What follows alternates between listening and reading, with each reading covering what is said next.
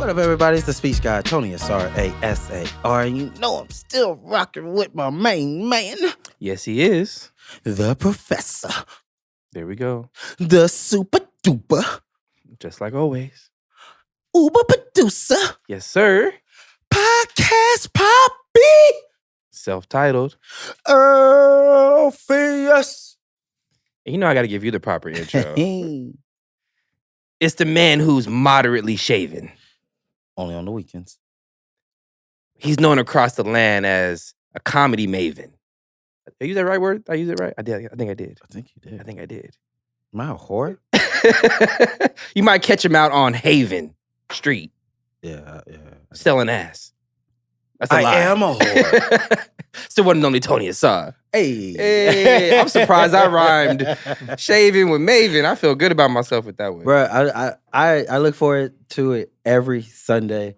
What you gonna do? Because I know you're just pulling these words out, but you do, man. Yeah, I'm trying to come with just random words I don't hear, rhymed with enough, and maven's one of those. Or shaving. But for some reason, I feel like you did that right. I think I did. I think somebody you dropped bars. research and go back and tell me if I used it right, like the word maven. If Earl dropped a bar, please let us know in the DMs. I need to know. Okay. I feel like it might have been.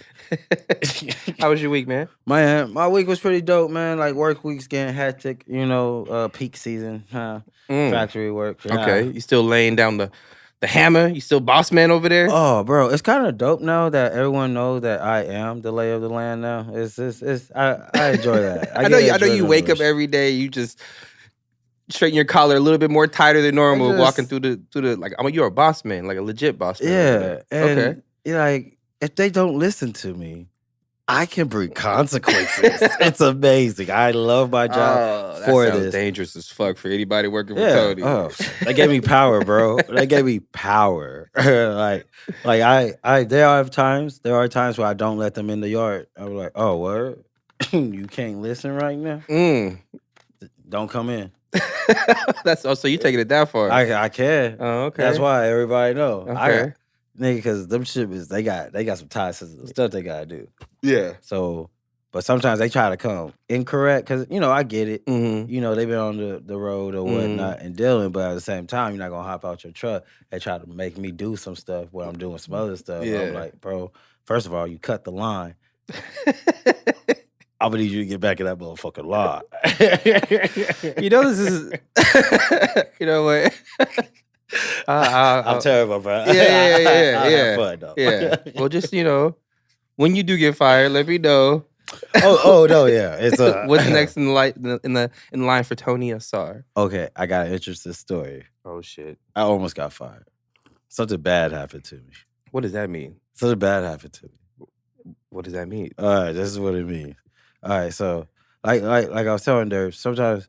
Well, not sometimes. Well, yeah, all the time I always try to negotiate more money and get a better position later. That's how I quickly get into the supervisor, right?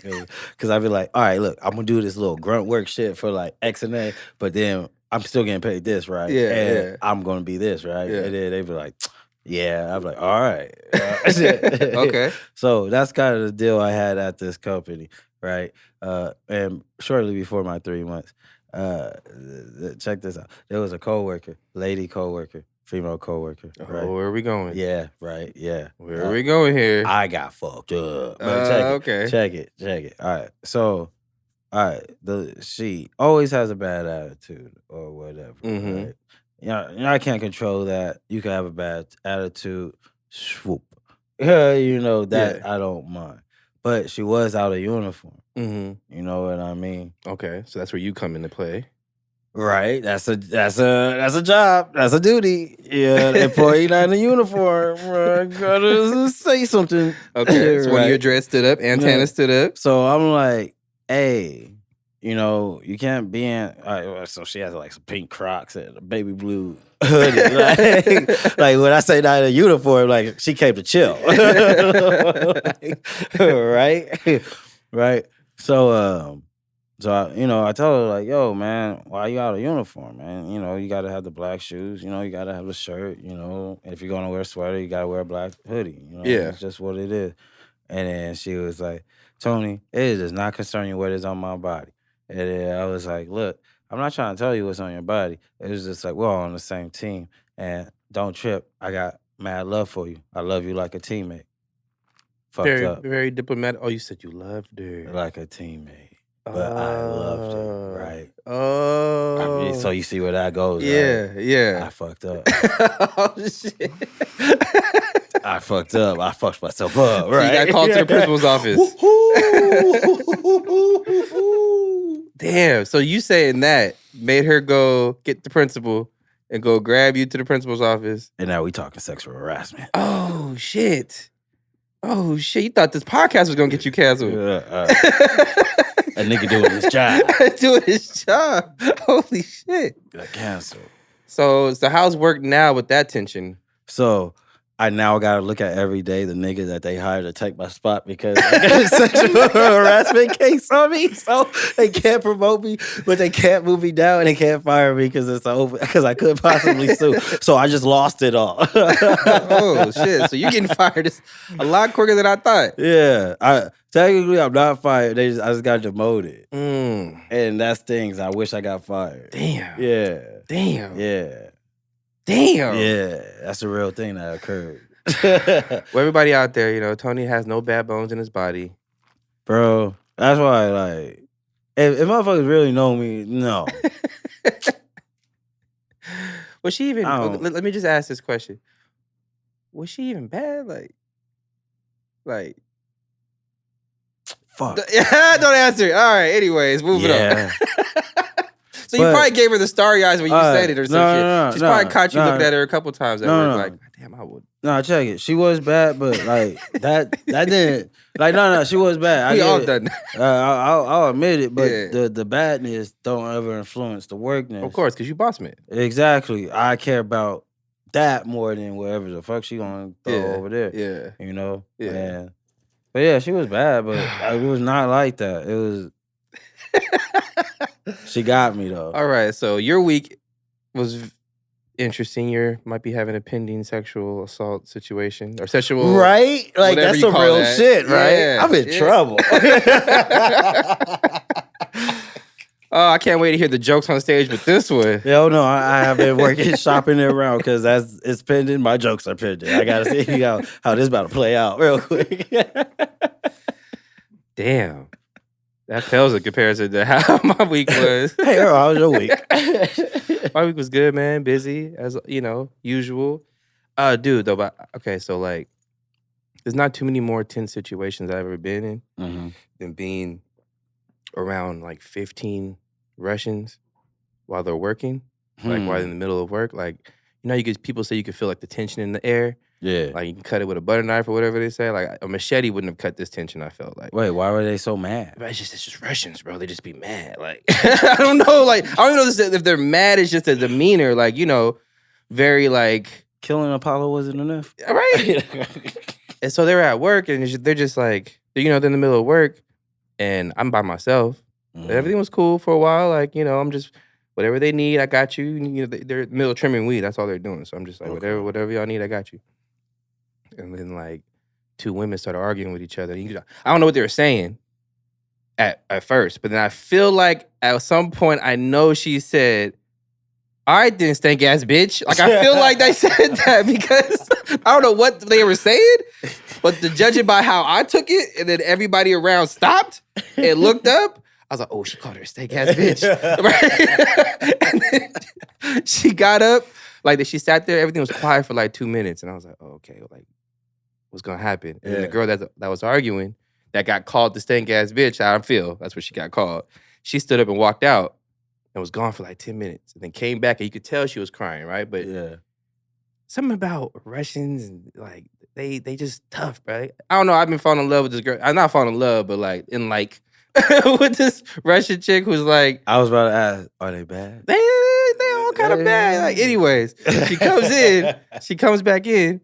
And then she goes right over to the girl that called her a stank ass bitch and went and put her hand on her shoulder and like said something to her.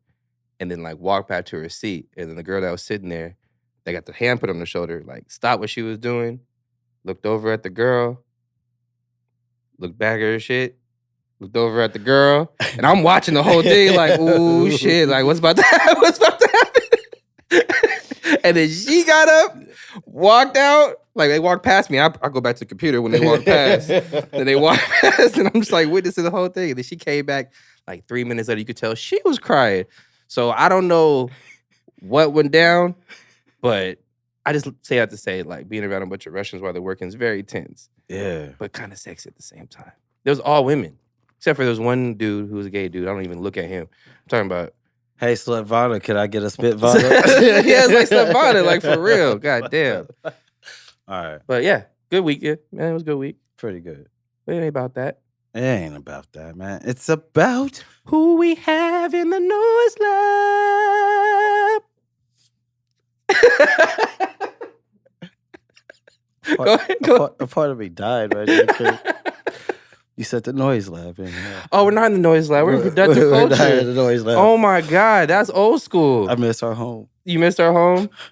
No, we're in productive culture. The best place to do a podcast this side of the Mississippi. Oh, that's how we're gonna do it now. God damn. You know God what? Damn. You know why I was saying that, bro? All day. This is, we're gonna introduce our guest in a second. Yeah. But the last 2 days I was hanging out with Justin. Yeah.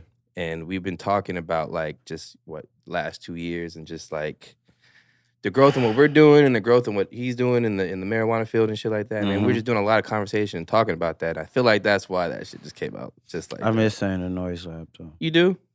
Come on, man. We had to man, our shit just got fly, right? Like, it took a lot of stealing and money to put this studio together. Yes, I miss it. But that was throwback. Well, anyways, start over. Rewind. We're back. Ain't about that, man. It's not about us, man. It's about who we got in Productive Studios. And this guy right here, man, somebody else who's new to me, but I seen this guy rip a couple stages recently, and I have become a fan of this guy's work. Yeah. Definitely can tell the passion through the lyrics. Watching him on stage perform. Yeah. I've seen him perform, I think 3 times now in the past couple months, and I've just been in awe, like, of just how he commands the stage. For being, I would have guessed, very young guy in this game. The way he's able to command the stage, man. So I'm glad to have him in here.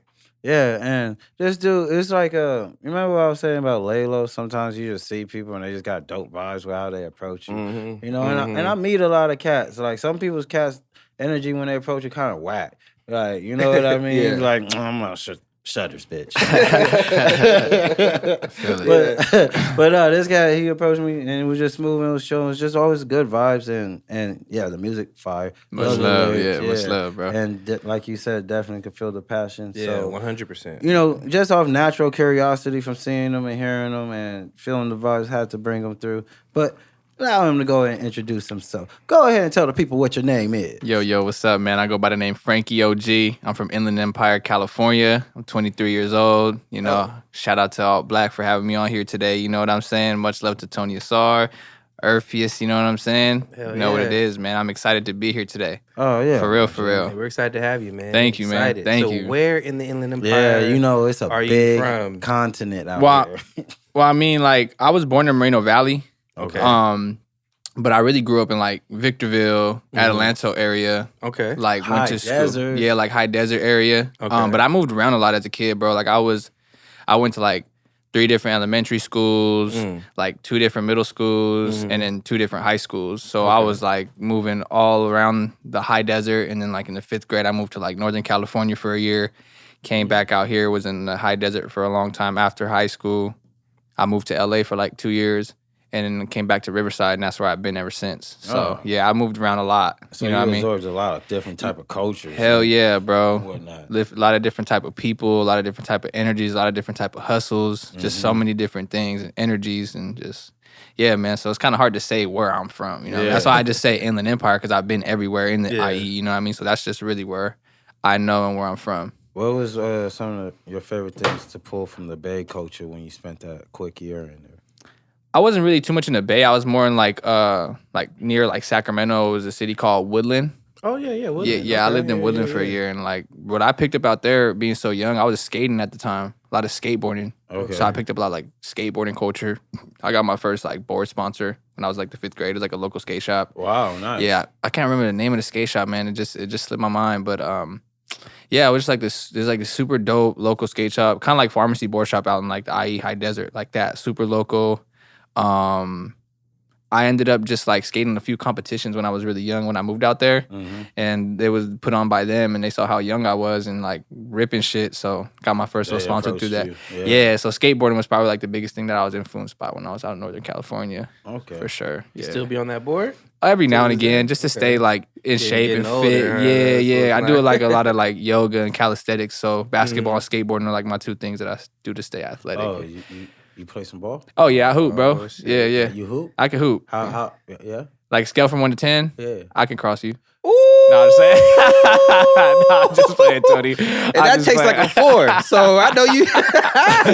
I'm just playing, Tony. I'm about to dunk on your Yeah. But man, if you should come hoop with us, man. I'm always hooping with like Nappy, Sean John Jack, Robbie. word? Yeah, out in Moval. We be like in Moval, Okay. Riverside area, always hooping and stuff like 2-3 times a week. Okay. Oh yeah, no, we got to go out there and do that. Yeah, hell yeah. Yeah. I'll add y'all to the group chat. So we got a group chat on Instagram. It literally started as one of those things where we were just like, hey, man, we need to start getting like more athletic. Like, let's go out and hoop and just do something. We would go out there like a week at a time. And then everybody kind of started getting more into it and more serious. And we're like, let's go to the gyms. Let's go indoor. Let's go hoop with other people. So it just became a thing where like we're out there like 2-3 times a week now. All right, here's the thing. Like, I'm in my mid-30s, so I'm going to play, but I'm not going to play too hard. Yeah, 100%. I'm going to be shooting and setting some really decent picks. No, like not everybody. You in your Yeah. 20s. No, yeah. Everybody, just, we don't go out there like on no serious stuff like that. yeah. We play though. It's competitive, but it's not like you know what I mean. Yeah, but nobody's it's fun trying though. to win a championship. out there. No, I'll compete. Yeah. Tony Yeah, gonna try to that's the thing. That's the thing. As long as in you his eyes, he gonna tell you he wants to win a championship. as long as you compete and you're not just one of those people that's just like nah. Because what's the point of if you're gonna play, at least play. You know what I mean? I'll play. Yeah. But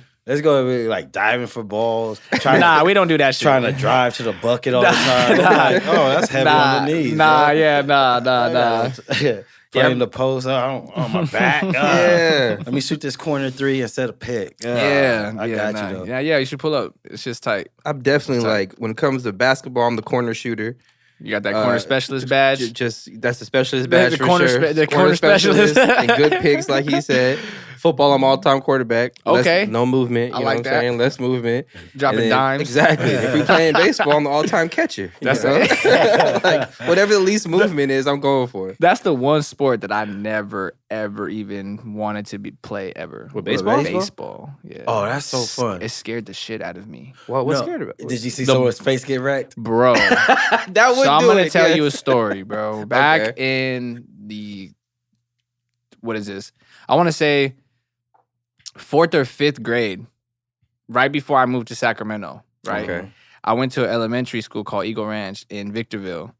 And me and all my homies were just like, we're young, so all we want to do at recess is play sports, run around, and like they kept taking all of our sports away because we kept playing them too aggressive. So like they would let us use the footballs, then we started playing tackle football, and they took that away, right? They gave us the soccer balls, we started playing football with the soccer balls, so then they took that away. So then they decided to give us a baseball and gloves so that we could, it was no contact, it was just you play catch, bro. Yeah.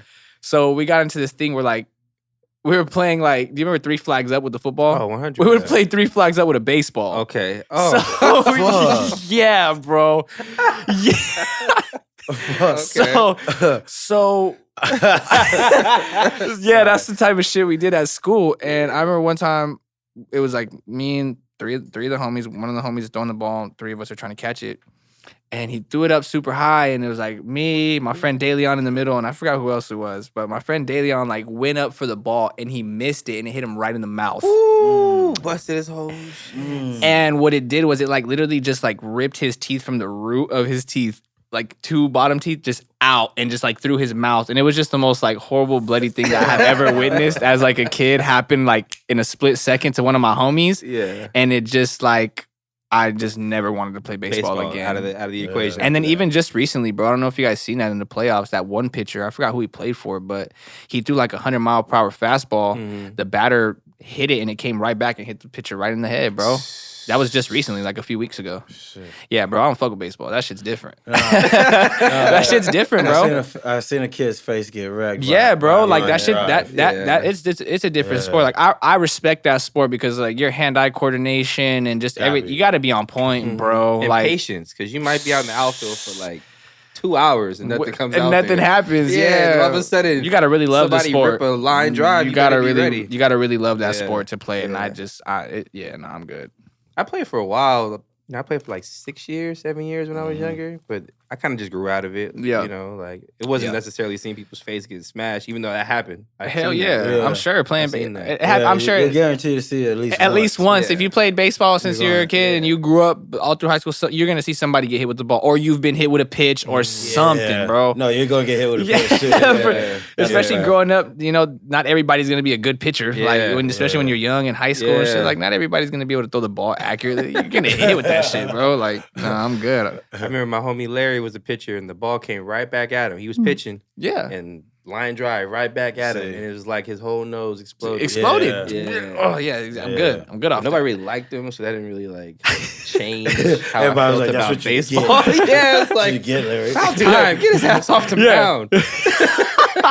That's kind of how we all felt. I ain't gonna lie. and that's why you got to be a good dude and a good Yeah, person, yeah, man. Because yeah. if you get hit in the face with a baseball, you want some empathy, not people being like, "Man, get him the fuck out." You're good, Larry. You're good. You're good. Like, can't even. He's unconscious. Crybaby ass Larry. That's messed up, man. Hey man, why did you move around so much? I'm not even gonna lie, man. My parents got divorced at a really young age. Oh man. And my mom was a single mom for like a year or so, or like a year or two until she met like her new dude. Okay. And growing up now, they just like had to move around a lot because of finances. You know what I mean? Like they would get into a crib, figure it out for a couple of months, and then have to, you know, come up with another deposit, figure it out. We'd have to get into another house. You know what I mean? Because like it was me, my two sisters, and then my mom's husband also had 3 kids. So at a point in time, we were all living together. So it was 6 kids and my two, you know, just 2 parents. And so that's like, as I grew up, I realized that's why we moved around a lot. We just had to find different living situations and things like that. So yeah, I moved, man, I would say like 15 plus houses, bro. Yeah, a lot of houses. Sometimes I was like living with my aunties, like in high school. Sometimes I lived with my friends, like, you know what I mean? So a lot of different living situations for me when I was growing up.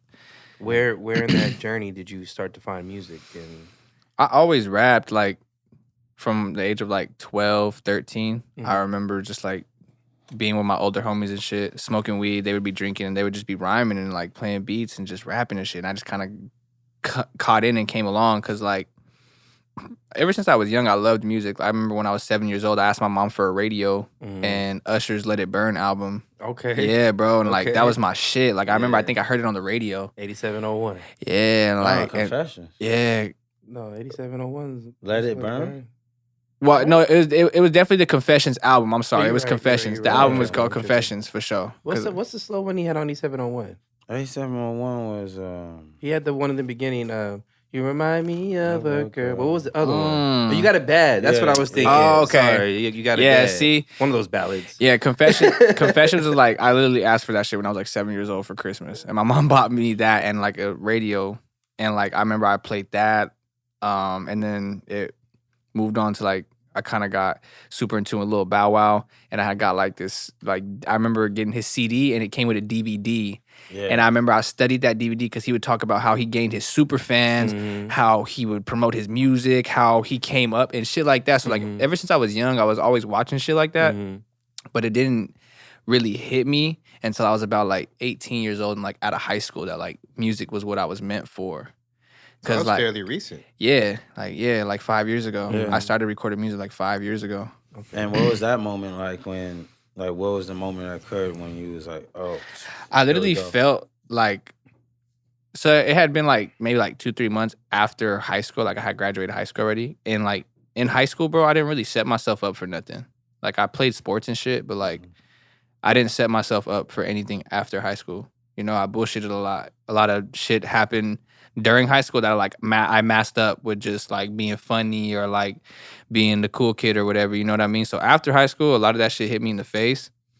And like I just really dug deep and was like thinking like, yo, what is my purpose? Like what am I here for? What do I love to do every day? What makes me feel good? Like who am I? And like I can remember lyrics to music that I listened to 1 or 2 times, bro. Like I love music so much. Like I wake up and the first thing I do is get on Spotify and I play the song for my day, like before anything. Yeah. Like, you know what I mean? So like I didn't realize how deep my love for music was till I was 18.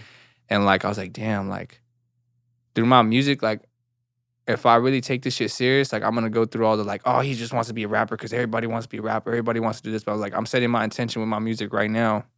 And my intention with my music is if I really do this and take it serious, is that I want to be the inspiration that I had when I listened to music when I was down and had nothing. You know what I mean? Like those artists that you listen to and they make you feel like everything is possible that you're doing and everything that you're working for is worth it. I want to be that for the next generation and for the next person and for myself.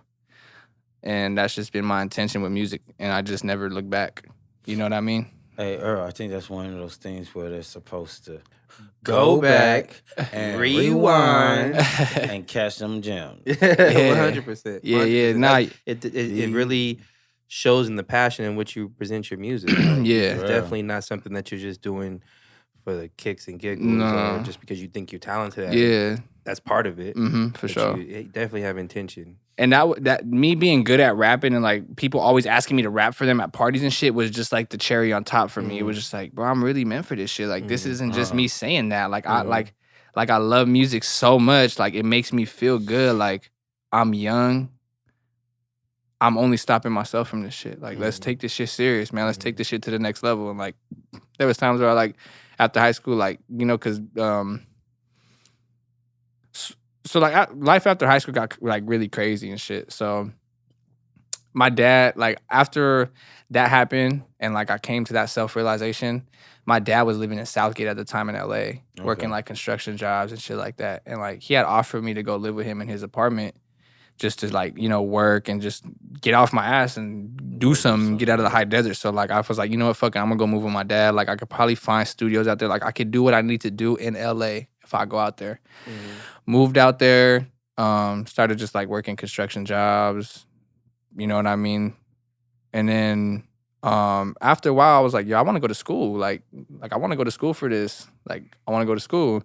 And during that time that I moved with my dad, he didn't really agree with the music shit at all. He was like, he kind of just like shunned it. He was like, man, what the fuck are you doing? Like, who do you think you are? Like this shit only happens one in a million. Like my dad's old school Mexican, bro. So he just he, still to this day, you know what I mean? So like, it was always a big tension with me and my pops because of my music and like his second wife would influence on how he would think about me too. Like, so it was just shit like that. So when I signed up for school and it wasn't for what my dad wanted me to go to school for, it was even worse. So long story short, I was doing a music program up at Pasadena City College for like 2 to 4 months. I passed my music theory class, and like after I passed my music theory class, tensions just got so built up with me and my dad that like it got to the point where he just like kicked me out the house. I was like, nah, fuck that. You're not gonna do what I want you to do. Like you basically just need to go.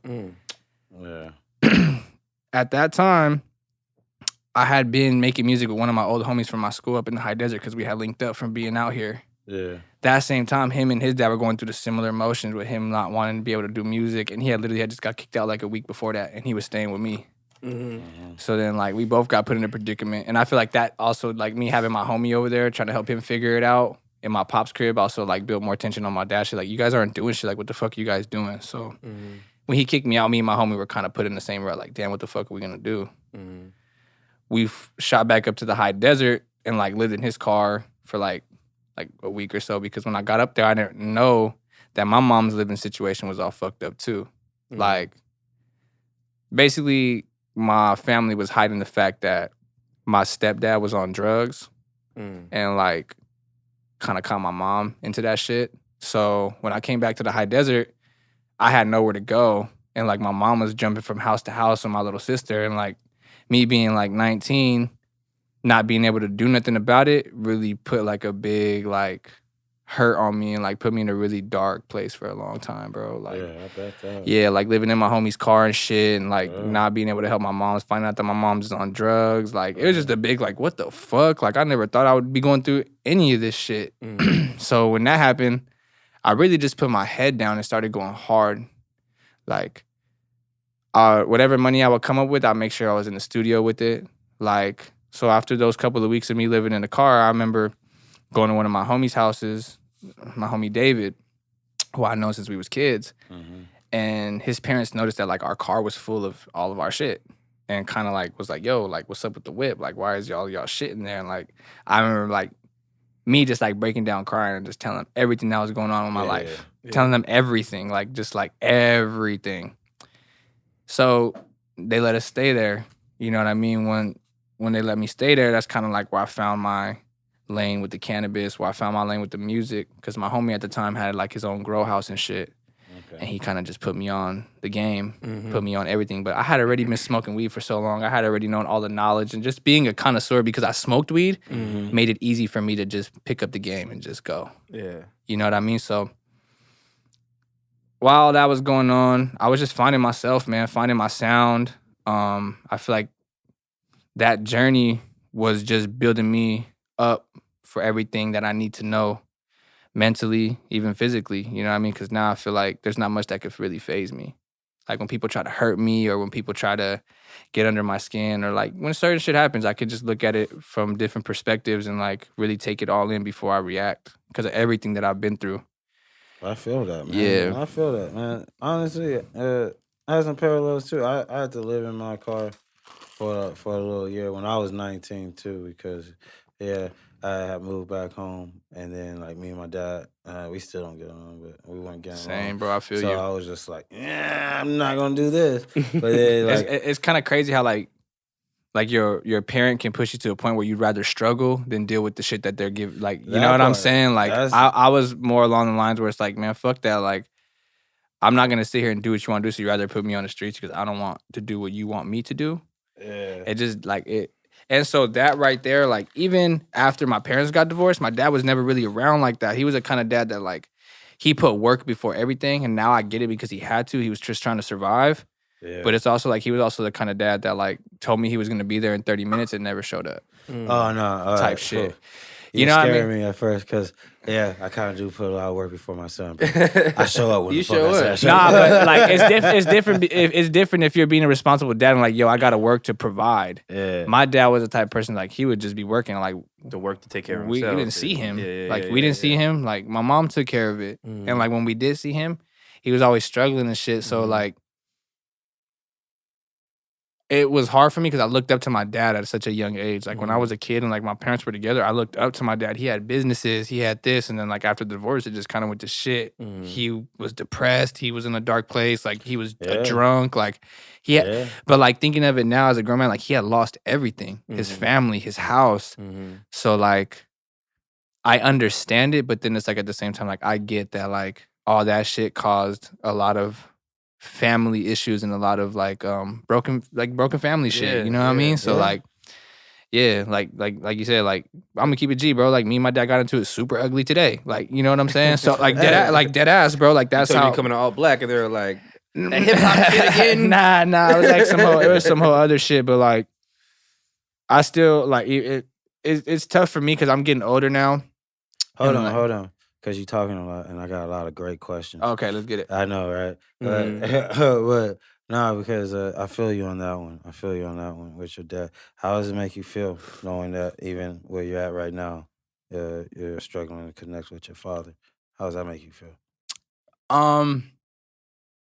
It makes me feel like if I don't ever just accept the man that he is, I'm forever just gonna just like be irritated. So now I'm just trying to teach myself to just accept that he's just the way he is and he's never gonna change. And that's the toughest thing for me because I want him to hear me and like, bro, like it's not right the way that you are. Like I'm trying to tell you these things so that we could understand each other better, but he sees it as me just being like a dickhead and like I have idiotic ways and like I'm disrespectful, but it's like not even that. And so you're just not even being open-minded to the fact that, like, if it's not your way, it's no way. And that ain't right. I think it has more to just do with that era because my dad's the same way. The way they were raised. Yeah, so I think it's more so that like they don't know how to accept another way outside of supposed to dig down and work hard. Like, cause I don't know, my dad haven't even accepted it's a new age, new future. He still got old school computers. If I show you the type of computer we got, you be like, nigga, throw that shit away. Still dialing up, bro.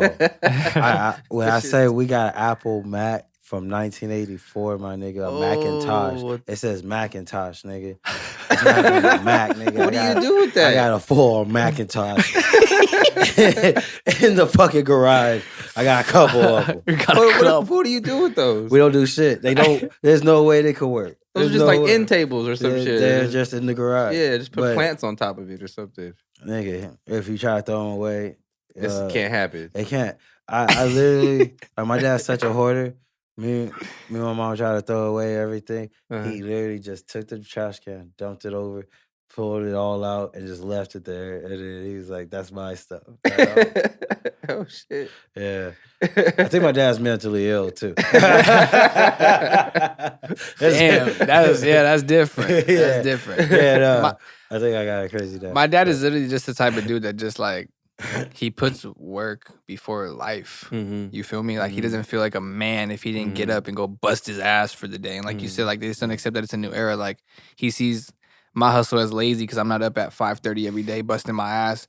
But it's like, bro, you don't know that I was just up until 5:30. Yeah, because we had a show last night in front of 200-300 people that you know what I mean? And like I just feel very discredited by my dad, but like I'm learning that I don't gotta prove shit to him. And like that's what's like that's how I have to strengthen my mind now because like, you know, me growing up, like you always want like your pops to be proud of you. You always want that. And like I learned that like, damn, even though I didn't realize it, like I was seeking that from my dad, but it's like I'm never gonna get that until it's like the world sees it. And I know that now. So it's like I'm just trying to That's what you feel like it will take for him to. Oh yeah, for sure. Until he sees money and this and cars and shit, like that's not success. Like me doing what I love to do every day and paying my bills off and shit is not successful to my dad because it's not. You know what I mean? He wants me to.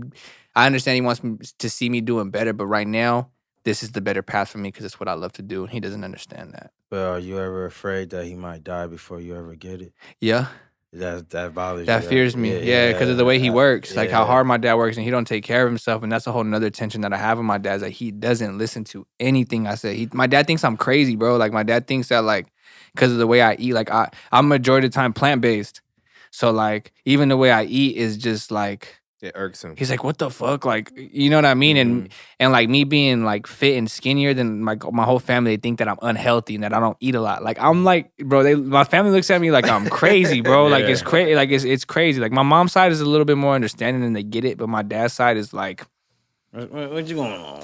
Yeah, and I realized that like it's also because of the way my dad has talked about me to that side of the family. So that also adds to a whole nother like why I'm like, Dad, like why would you ever badmouth me to people that don't even know me? Because I don't really even know my dad's side of the family like that. So there's just so much shit that has been built up with me, and my dad, that I've tried to let go, but it just always gets worse and worse. And it's like, well, you said you're 23, so I feel like you're at that prime age where you're starting to see things at it from a different lens. Like, for sure. You said earlier, like I just have to accept who he is, so I can be better and move on and be able to do the things I want to do without holding so much animosity towards him. Hell yeah. I just gotta know that's who he is, and when this shit does pop, then he'll come back around. It's crazy because I realize like my dad is a trigger to me, bro. Like it's crazy. It sucks, bro. Like my dad, even if I see a phone call, I'm like, what is he gonna ask me for today? Because like my dad's not the type of dad that'll just call me and be like, hey, how's your day, son? How are you doing? It's always like he needs a favor.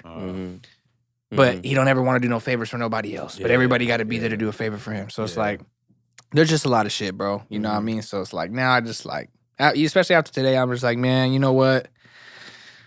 I'm good. Like, I gotta stop stressing myself over this shit. You want to be the way you are? That's fine. I just can't hurt myself over it no more. I can't bend over backwards. I can't do it no more, even though you're my pops and I hate to see you working the way you are. I gotta focus my mind to stay sane and healthy. Can't let nobody, I don't let really anybody get me out of character. So when I see like my dad, like I get out of character with my dad, I'm just like, fuck, bro. Like that's not good. That's It's not good, but it's one of the closest people to. That's your blood. You're his blood. And it hurts. You feel me? So like, shit hurts more when it's like that. It hurts more. Just forgive yourself. Mm-hmm. You know what I mean? Just forgive yourself because that's y'all have the same, y'all share the blood. Mm-hmm. So it's very easy for that person to take you to another level. Bruh, it's crazy. I hate that shit. I hate it. Yeah. Oh, I used to like, yeah. But you've I'll have more than but I haven't heard that in a while. And I feel like that's because, well, maybe because you're very busy, so you don't be at the house a lot. You know what I mean? Keep yourself away from the toxicity. No, there's a lot to say. I just, again, I've accepted it. yeah. I'm in hell. But nah, man. like, this is what it looks like. But I will say this is that I love my dad and I always love him, and he's taught me a lot of the things that I know today as far as how to be a hard worker, how to be responsible with my financial shit, my bills. Like he's taught me so many good things. Yeah, but that's the tough part. But you know what I mean? And I'll never discredit him for that. But there's also a lot of things that like I said before, like just attention. Yeah, you know what I mean? But I don't ever look past the shit that he has done for me in the sacrifice that he had to give for me, you know what I'm saying, and my siblings. So that's what makes it hard too. Because it's like, fuck, bro. Like after you get into a fight, you feel bad. Or like right instantly, like you're just like, fuck, why'd I say that? Like, why did I do that? Yeah. Like, but then you're just like, nah, fuck that. He said this and he said that. And that's just like, damn, bro. It just wasn't. You really don't mean the mean shit you said. It's just but it's out there. Yeah. It is what. Mm-hmm. But hey, this is such a great conversation, man. I know. Let's get into the first game. Let's do it. First game. First game is Behind the Post. Behind the Post. So every guest that comes into the podcast, mostly every guest, I scour through their social medias and try to find context behind some of the things they have posted. Oh, that's actually a good one. Okay. On social media. All right. And so I usually go to Twitter because Twitter is the best place to go. Oh shit, I've been on one on Twitter too. People like to put their thoughts out on Twitter, all right, more or less than anywhere else. So went to Twitter with this one. Let's do it. I'm curious. And let's keep it nice. The first one you posted this November 7th, 2021. So just a couple days ago. Okay. I go up in value where your dreams would get shattered. Dot. I like that. I go up in value where your dreams would get shattered. So please give me a little bit more context behind that post. I can't discredit this. This is a Meek Mill bar on his new album, Expensive Pain. Okay. But it's the truth. I truly feel like I go up in value where a lot of dreams get shattered. Okay. Especially in this music shit, bro. I feel like over the last 2 years, my growth has been like exponential. You have been on a tear. And a lot of that has to do with the risks that I've taken and the opportunities that I have been given that I have taken advantage of, you know what I mean? And I feel like before I used to discredit myself and not give myself enough credit for that shit. But like now I feel like I'm not so much talking my shit, but I'm just proving with my actions what I'm really here to do and what I'm about. And I really don't feel like a lot of people in the empire are seeing things from like a vision that's deeper than just the IE. Oh, you know what I'm saying? Talk that shit. Expand on that more. I kind of feel like, a lot of people get stuck just in an empire, and they get stuck doing the same things and the same shows with the same people. And like, I want to expand from that. Like, it's just, and I feel like when people elevate, they gotta elevate everything they do around them. Exactly. They can't just they can't just say they're gonna elevate. They gotta elevate everything, bro. You gotta just elevate everything you do. Like once you did something, don't try to look back and do it again. What's next? What's the next? What's the next thing I gotta do? What's the bigger thing? Like who do I need to reach out to? Who do I need to talk to? What do I need to do to elevate my image, my music, my wardrobe, whatever it is, bro? You just gotta elevate. And I just don't feel like everybody in the IE is doing that. Because I think like it's like this battle between ego and professionalism, right? Crabs in a bucket, bro. I hate that shit. Well, it's crabs in a bucket, but I think it's really because that's the difference between ego and professionalism, right? So some people are substituting art for confidence. So that's why they get stuck in the whole crab in the bucket situation. But the whole professionalism side is you 30 miles and beyond, bro. So you don't even see what the crabs are doing. You at a market. Yeah. Yeah. Yeah, and like, it's crazy because I was at a show on, I think it was Friday night, the Rhyme Fest with Nugs and Vale. Okay. And just like talking about that ego shit, bro. Like I was on shrooms and like I was just seeing. You like, saw all the ego. I just seen like, bro. I just seen like what like kind of like what like everybody was really there for type shit. Like who's there to just look cool? Like who's here to really do something, or who's here to just kind of like, oh, I want everybody to see me. Like. And me, like, bro, like, even when, like, I'm performing ever, like, I stay tucked off, bro. Like, even, like, at my shows and shit, like, I'm not trying to do the most. I'm not trying to be the one, because I know what I'm going to do when I get on the stage. And that's what I'm there for. I'm not there to, of course, I'm there to network and to meet people, but I'm not there to, like, make a scene and, like, make it known that I'm there. Or, like, you know how people just, like, carry this demeanor of, like, I'm the most important motherfucker in the room. And, like, I don't like that, bro. Like, we're all people regardless of what we've done. You know what I'm saying? And like, yeah, of course, respect should be shown for people's hard work and their achievements. But egotistical shit is just not it. Like making somebody feel like they're less than, like somebody's like less than you. Like you try to have a conversation with somebody you never met before. They're just like, or like, you know, they short talk you like, bro, who the fuck are you? Type shit. But here's my question though, because that's some real shit. Yeah. But there's also this part of the game where you got to network. So how does recognizing that affect your networking in this business? Because for me, like I come across somebody like that, I just want to fuck with you. Exactly. You know what I'm saying? But then some people you kind of like, okay, if I did just work with them, yeah, that's who they are. But if I work with them, this could help my trajectory in my career. As long as it doesn't, like, well, for me personally, like as long as it doesn't jeopardize your morals, like your morals and what you stand for, yeah, of course. Fuck it. If it's a good business move and y'all gonna both make money, fuck it. If I don't like you, let's make this money together. Yeah. Type shit. I'm that kind of guy. Yeah. I don't care unless the beef is like hella deep. But like I ain't really on those like deep street shit like it's that. Not even like it's like if you notice somebody talk to somebody some certain way. Yeah. Or like you heard some shit or seen some shit. You see how they carry themselves. Because you do be seeing how certain people move out here, bro. Exactly. Yeah. Like you see how they move and you're like, I don't think I want to fuck I with don't know that. if I want to work with them. Yeah. But if they reach out to work with me, maybe, or But then that's when like you get your bag. yeah.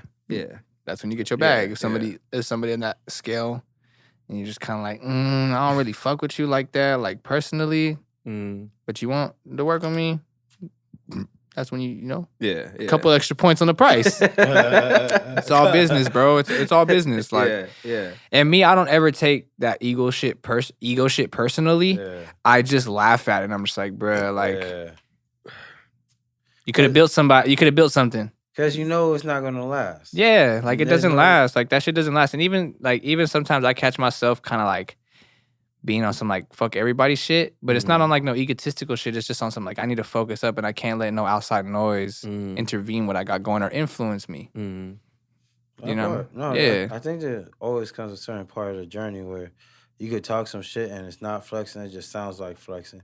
Like saying like I have no competition.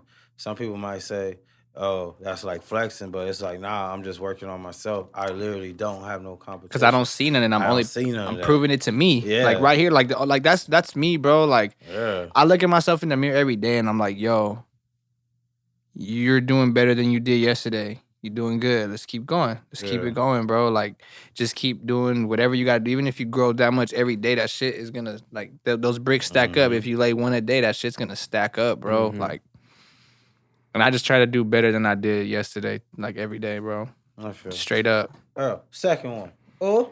Behind the post for the second one, Frankie OG posted this June 27th, 2021. June 27. Shout out to the women that looked out for me when I didn't have shit.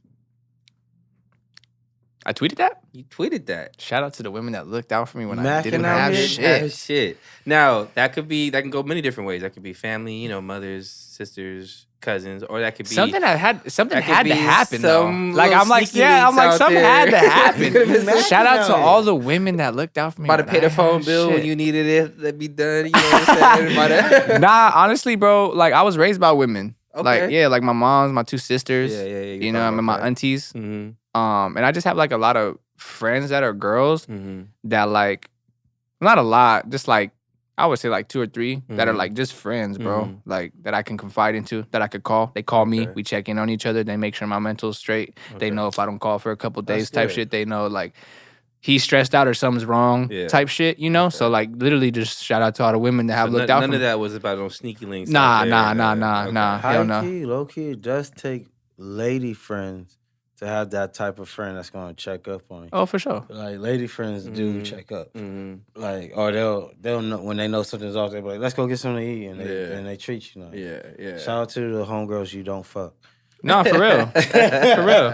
For real though. Nah, yeah. Yeah, no, that's the real. For real. Like, cause I know there's women out there that start hating on the dude's woman friend, but you be like, but you don't understand. This woman friend gonna keep me with you. Yeah, like, yeah. She's the one that been telling me, don't trip off this bullshit. Yeah, high key. You know, that's just how women are. You know what I'm saying? Like, yeah, that's fact. I'm just saying. That's why. Most women don't understand that female friend in a man's life to keep you grounded in the relationship. Like, hell yeah. You can go talk to him, like, man, she's bugging out. This is that and the third. You're like, what you need to do, be her friend. Yeah. That's what you for real need to go do. Yeah. All right. Yeah, but that's what that one just has to be just like, okay. Yeah, I was just wondering, you know, because most men don't talk about those bridges. Yeah. When I speak about bridges, it's about those women that we had in our life that kind of helped us get from one part of the land to the other. A shout out to my ex-wife. I mean, that's crazy because the first thing I thought was like one of my ex-girlfriends, like, you know what I mean? Like, shout out to one of my ex-girlfriends, you know what I'm saying? I'm not gonna say no names, but like, yeah. She showed me a lot of shit that I would have never like. Yeah, they'll hold you down too. For sure. The love is real. For sure. You know? My ex-wife named this show. I did not know that. That's how I came up with the name. That's how I started podcasting. She gave me a mic and she gave me so a now show. I'm forced to like her? Is that what you're saying? She's really dope. She's really dope. She just doesn't know that she doesn't like me. And she's treating me horribly. Because in her mind, she in woman world. So in her mind, everything's fine. But she's treating me like shit. And I'm just like, oh, this sucks. But I'm rocking with it because you're my ex-wife and the mother of my child. Yeah. So, she might have forgot she meant, you know. Sometimes I feel like, bitch, you forgot we have a kid together. Like I ain't no other nigga. We gotta talk different. Hey, what are we doing here? All right, wait, hold on. Yeah, you took 10 years of my life. That's a decade. I've been with you for a whole decade. We gotta be cool, but we getting there. Okay. Hopefully she doesn't come back when we get the bag and she tries to say, hey, I named that show Tony, by the way. I'll give it to her. I don't fight with her. Okay. Well, I do, but I don't. I'll give it to her. But that's how it got. She brought me this mic, and like I was just like, I don't know. I was just talking on it. Like the show was so different, and then I was like, I don't know what to name it. And then we was on the couch, and I'm falling in love with her again. No, this was a dope moment. This was a dope moment. Come back, Tony. All right, yeah. Because it was dope. But that's how we got today. Yeah, that's how we came. And we're on to the next. It was really beautiful how it came together. It was amazing. The energy behind it was beautiful. I wonder what she's doing. No. Last for Behind the Post. Okay. With Frankie OG. Okay. I'm interested to hear why you want to do this. You posted this October 19th, 2021. I'm interested too. It's official.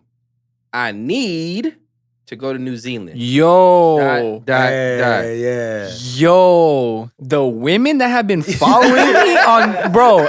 Yo. Yeah, I don't know what algorithm I hit or what it has been, but bro, there has been some fine-ass women from New Zealand. Yeah. I don't know if it's like a group of friends that they all know each other, but they have like just been following me on like Instagram and Twitter and like, you know, going back and forth with me in my DMs. I'm like, yo, I need to get to New Zealand because it's about the third baddie. And like after the third one hit me up on Twitter, I instantly was just like, okay, you know what? It's official. I need to go. Like this is just not... See, I was like, maybe it's business, or maybe he saw something out there that we don't know. Nah, hell no. See, that's the one. That one right there, that's about the women. That one, I was like, fuck. Like... I have met women from New Zealand and women from Switzerland. They got the baddest white women I've ever seen on the face of this earth. Oh, yeah, American white women are whack. What? No, Texan white. I like a good Texas white woman. Okay, like homegrown white woman. When they taller than you, they got some strong ass. You might be right. Hey, you been in Texas, man. No white women. You been in Texas? Anyone? No, man. They like 6 foot like me, nigga. But they like filled out right. They can cook yams properly. Oh, bro, and they got that country swang to them. Yeah, that little accent. You know what? You're right. Country homebred white women. But like Oh LA my white God. women, Nah. Fuck that. no. They I don't even like to meet women in LA, bro. bro. Because they always fuck somebody's DJ or they are on tour with somebody doing something. Or every woman in LA, bro, the dating pool is tiny in LA, bro. Yeah, LA's a cesspool. I'm having fun though. But LA, man. I don't be such a filthy place. Filthy. You It's wouldn't just believe like- what they allow you to do over there. Yeah, bro, I just Somebody don't used to be go in across with a black light across LA. Just Oh my God. fuck it. It would be blinding. Yeah, it probably would. It would just reflect back to it. They're like, Oh shit, what the fuck is that? The fuck is that? Fuck. Damn. Okay, so New Zealand's where it's at. I gotta go. Okay. I gotta go. I gotta get my And passport. plus, I feel gotta like go. your music and your style will really lend you to being out there. Like that part. you know, I what feel I mean? like, yeah. And New Zealand appreciates a lot of original underground feeling hip hop. I get mistaken for being like Armenian a lot too. Like especially when I have my hair up. Like when I have my hair up, I definitely get mistaken for being an Armenian. I can see dude, that. Like, I a can lot see of the that. times. Okay. Yeah, I've been So what all races do you get mixed with? like Or you get mixed up with? Armenian. I got asked if I was Persian before. Okay, I can I see got that. asked if I was Arabic. Okay. Yeah, like Arabic. I think that's another race, right? Okay. Yeah. No, Arabic's technically a language. Is it Right. Arabian. or is Arabian. Arabian? There you go. Yeah. Yeah, I'm sorry, Yeah. Arabian. Yeah, Persian, Arabian, Indian. I get asked if I'm native And these too. are all from like Different- American white women asking you these Different questions, different right? I'm women. pretty Yeah, sure. yeah, different women. Different women. they all- Yeah, different women. Usually Yeah. American white women gonna ask that question. And I'm like, why you think you're just a dumb? and then I'm just like, nah. All right, man. Thank you All for right, don't mind me. participating. Yeah, nah, yeah, thank you. That Behind shit the was cool. post. That shit was cool because I didn't keep it too half crazy. the time I'll be really high when I tweet. So I'm like, damn, what is he gonna pull out? Because I've been on one. Real quick, shout out to JMK with the juke moves. JMK with the juke. Big jukes. Hit you with Big the jukes, juke. you know? Hit you with that Lamar Jackson juke was like, move. ooh. And he came back with the camera. Oh, you got him. I seen that. Hey, that was a good one. You got him. I seen the freeze frame. He was like, I seen that. A rare sighting right there. That's like Nah, that catching was a good one. Bigfoot. It's like it's a rare sighting. Sorry, that was for me, but I'm glad we all had a good time.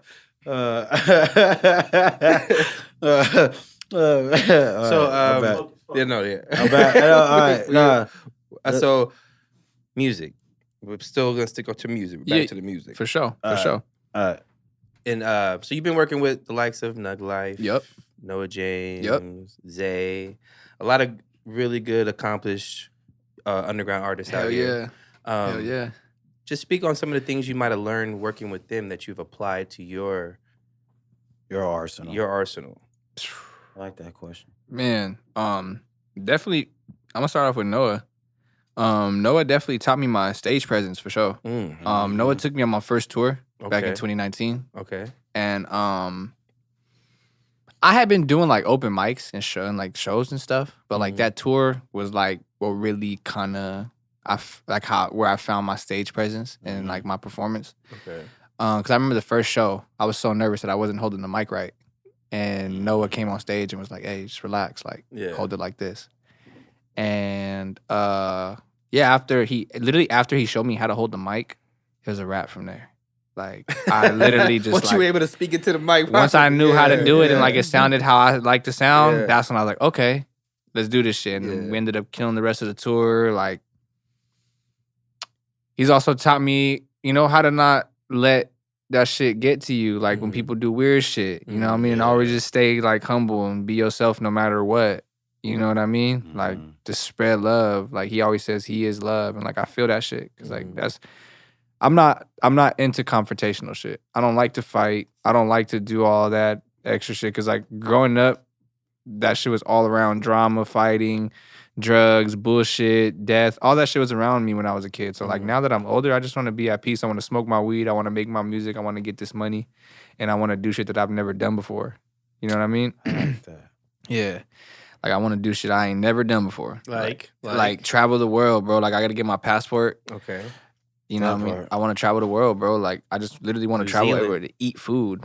Like, I New just want to Zealand. try everybody's I feel food. that. Mhm. Like, do some shopping in everybody's cultures, buy art in different places, like learn cultures, learn different languages, like Okay. learn different business avenues that people. That part. You know what I'm saying? Because people in different countries have different mindsets. Their governments are set different. You never know how you could take somebody's ideas and like bring them back over here and upgrade something that you got going on. There's just so many different things that I think about, like when I want to do things that I've never done before. Okay. Yeah. I like that. Yeah, bro. What's one area in your talent you wish you could improve or you want to improve? Organization. Yeah. Yeah, like with my music. Like organization with my music shit. Like making deadlines. Like what's preventing you? What's one of the things that holds you back from that? It's just life, bro. Like Okay. I have a really busy like life, just like making sure that the financial shit gets done at the end of the month. You know what I mean? So I feel like a lot of that shit portrays into the time that I have for like being an independent artist. Cause like I'm fully independent, bro. Like I like book my own shows, book my own studio shit. Like the only real help I have right now is Nug Life. Like now, like Nug Life is like, he's been helping me more and more with stuff and shit like that. So it's starting to come together a little bit more. I'm starting to ease that stress and things like that. But I also just feel like my organization is one thing that stops that shit too. Sometimes I feel like I'm focused on the right things and I'm like, oh fuck, but I forgot about this, and this, just because it's just not being organized because there's so much shit going on around me that I just need to take that time to really organize everything, get my ducks in a row. You know what I'm saying? No, trust me, I feel it. That's something.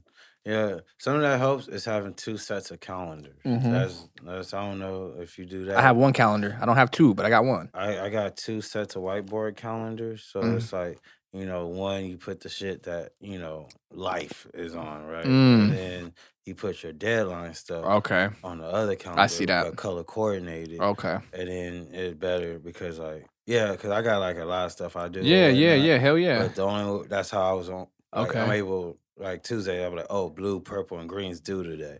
That's just something I can offer. No, that's tight. That's tight. Yeah, that actually helps a lot. The whiteboard calendars, because you can just erase the shit. Like, bam, bam. Yeah, and you don't never gotta keep buying calendars. I like that.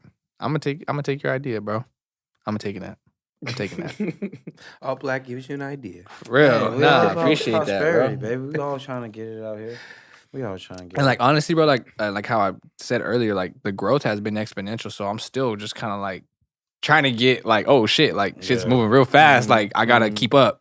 Yeah. And trying to like make sure that the music that I'm recording is better than everything that I'm putting out. You know what I'm saying? So like seeing the music elevate and my bars elevate, and then being like, fuck, I gotta top that now. Let's do it. But So I'm trying to go, fun. and that's why I'm like trying to go out and live my life more to get inspired for these bars and like do shit more in real life.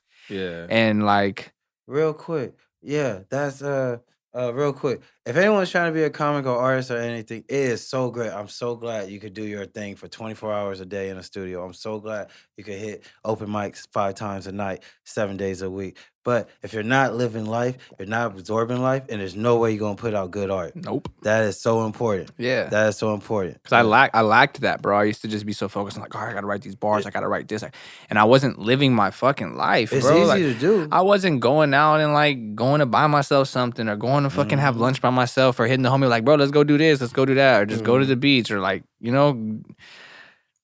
date different women and shit, bro. Like not be so secluded and like, you know what I mean? Be so serious about my life. That's one thing that I'm just like, because I had to be that way at a certain point, but now it's like, I've worked hard enough to set myself to where it's like, yo, go live your life, make your money, and elevate everything you're doing. Don't stress so much about it. At all. You know what I mean? That's one thing that I'm like learning how to just like forget, is to just ease my attention and my own stress here that I set on myself. Well, more power to you because you're younger than me and you figured that out. I just recently figured it out. I was like, man, I'm burning myself for what? Like, let me kick back and chill. And then the jokes get better. You get to have more fun. You get to introduce and meet new people, learn new stuff. So, hey, more power to you. Thank you, bro. And Yeah. like one of I those. really like your mindset on the side note. Thank you, bro. Like it's just one of those things. Like as men, like we feel like we have to provide and we have to live up to this certain stigma. So like when we see certain shit not going through, I feel like that really punches us emotionally. And like as a man, we're not gonna show that all the time. Yeah, you know what I 100%. mean?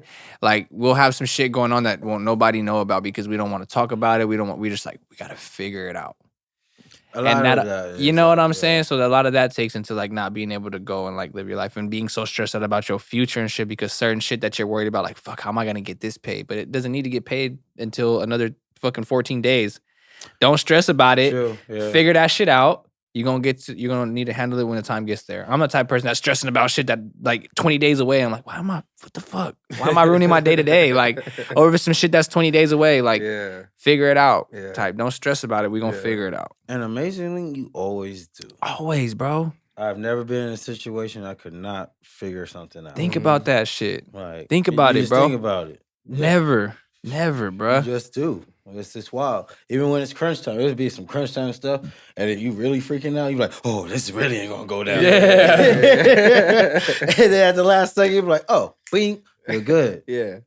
So yeah, stay calm, don't panic, you figure it out. And having the confidence in yourself that you'll figure it out. And that's what I'm getting a lot from you is that you got you. I'm assuming through. You know, the bouncing around, you have to find a sense of yourself real quick. Yeah, hell you yeah. know what I mean? Get grounded in yourself, you know, so. Hell yeah, bro. I see a lot of confidence in you, even from, you know, just from when you're spitting and just how you're naturally talking. I love it. Thank you, bro. That ain't got nothing to do with nothing. Nah. That's just my thought. Nah, thank you, bro. Thank you, bro. Random question. Top 5 Thanksgiving side dishes. Oh, the side dishes? Shit. It is about the side dishes, right? It's about the side dishes. Turkey is just there for the looks. Me personally, it's about the side dishes. It really is about the side It's dishes. the biggest bird we can get and put on the fucking table. Like, if we can get an ostrich and put it on there, we would. That part. Turkey is the biggest one. My top 5 would definitely be mac and cheese. Okay, You gotta be that has to be number 1 for me. The mashed potatoes have to be smacking. Okay. I'm a stuffing kind of guy. I like stuffing. I like stuffing. Yes, I fuck with stuffing, bro. Like I know people don't, but I fuck with stuffing. I fuck with stuffing. People always hate on me for this, but the cranberry sauce. Okay, that's where you lose You eat that? That's where you lose me right there. I'm off the train. But it has to be like natural and good though, not like that canned bullshit. Okay, That's all. Nah, that shit turns me off. Yeah, that shit. Like I've had a real natural cranberry sauce with the turkey, and I was like, whoa, this is really good. Okay. Like it's the 3 is like you get a little bit of stuffing, the cranberry sauce, and you get a piece of turkey. Okay. And then that's how I do See, it. it sounds like it has the potential to be good. Yeah, but Just- you have to have the good cranberry sauce. Like I don't just eat cranberry sauce every Thanksgiving. That kid. That's all we know. See, Is that's that a what black thing? Is that a black thing? My family, like, we would make Thanksgiving, and the last thing they would open up that goddamn can, turn it upside down on the plate, and then it just sits there. It's like that's not getting touched. What the fuck is that? I already knew that. I already knew it. I was like, this is the one that everybody bags on me for. But it's because I've had a good one though. See, you had a good one. I've yeah. had a good one. Yeah. I've been searching ever since, but like I've had a good one. And my parents wouldn't even touch it either. They put it on the plate. It was just there it was for more looks. decor. Yeah. It was decor. It was like, all right. I've got the cranberry sauce. Or it's shit's the complete. It's What like- do you do with it? It's like a third candle. That's pretty much what that is. We're not gonna light it, but it's just there. it's here. It looks nice. It looks nice. All right, so mac and cheese, mashed Potato potatoes, stuffing, cranberry sauce. The 5th one.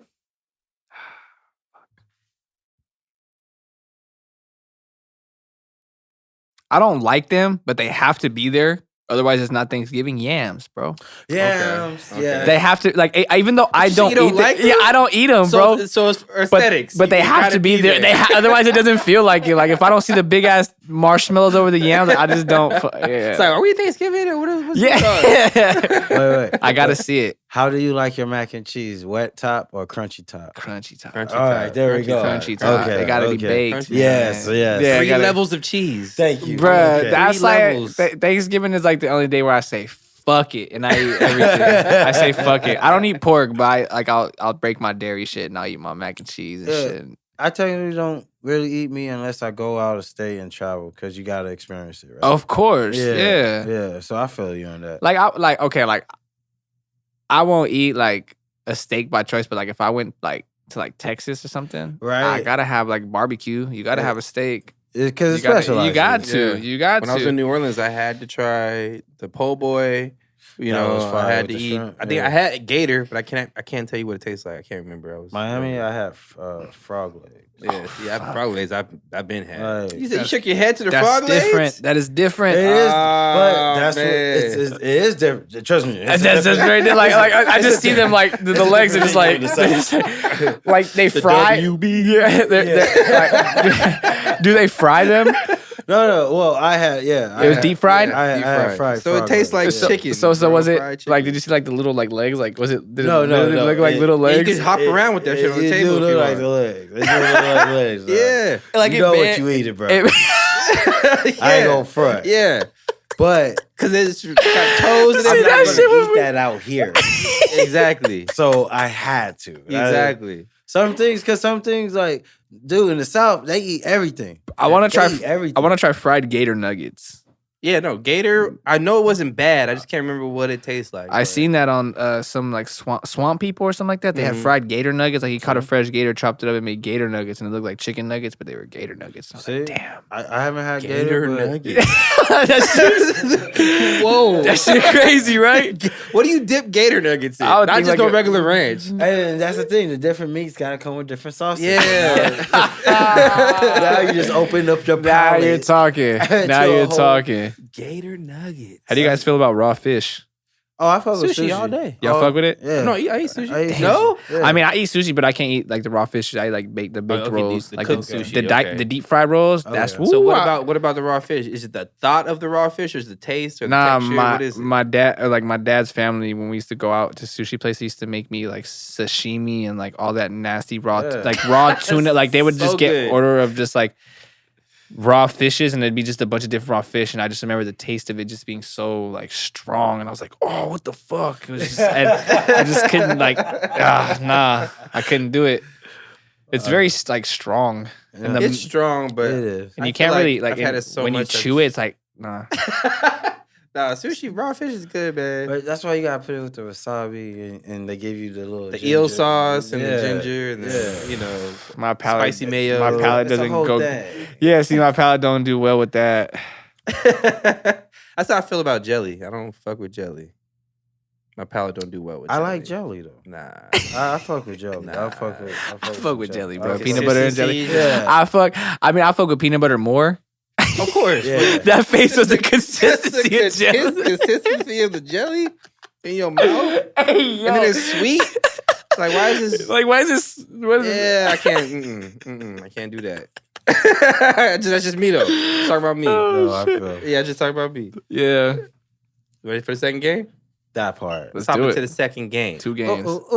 Second game is SAP. I like how white hand stopped.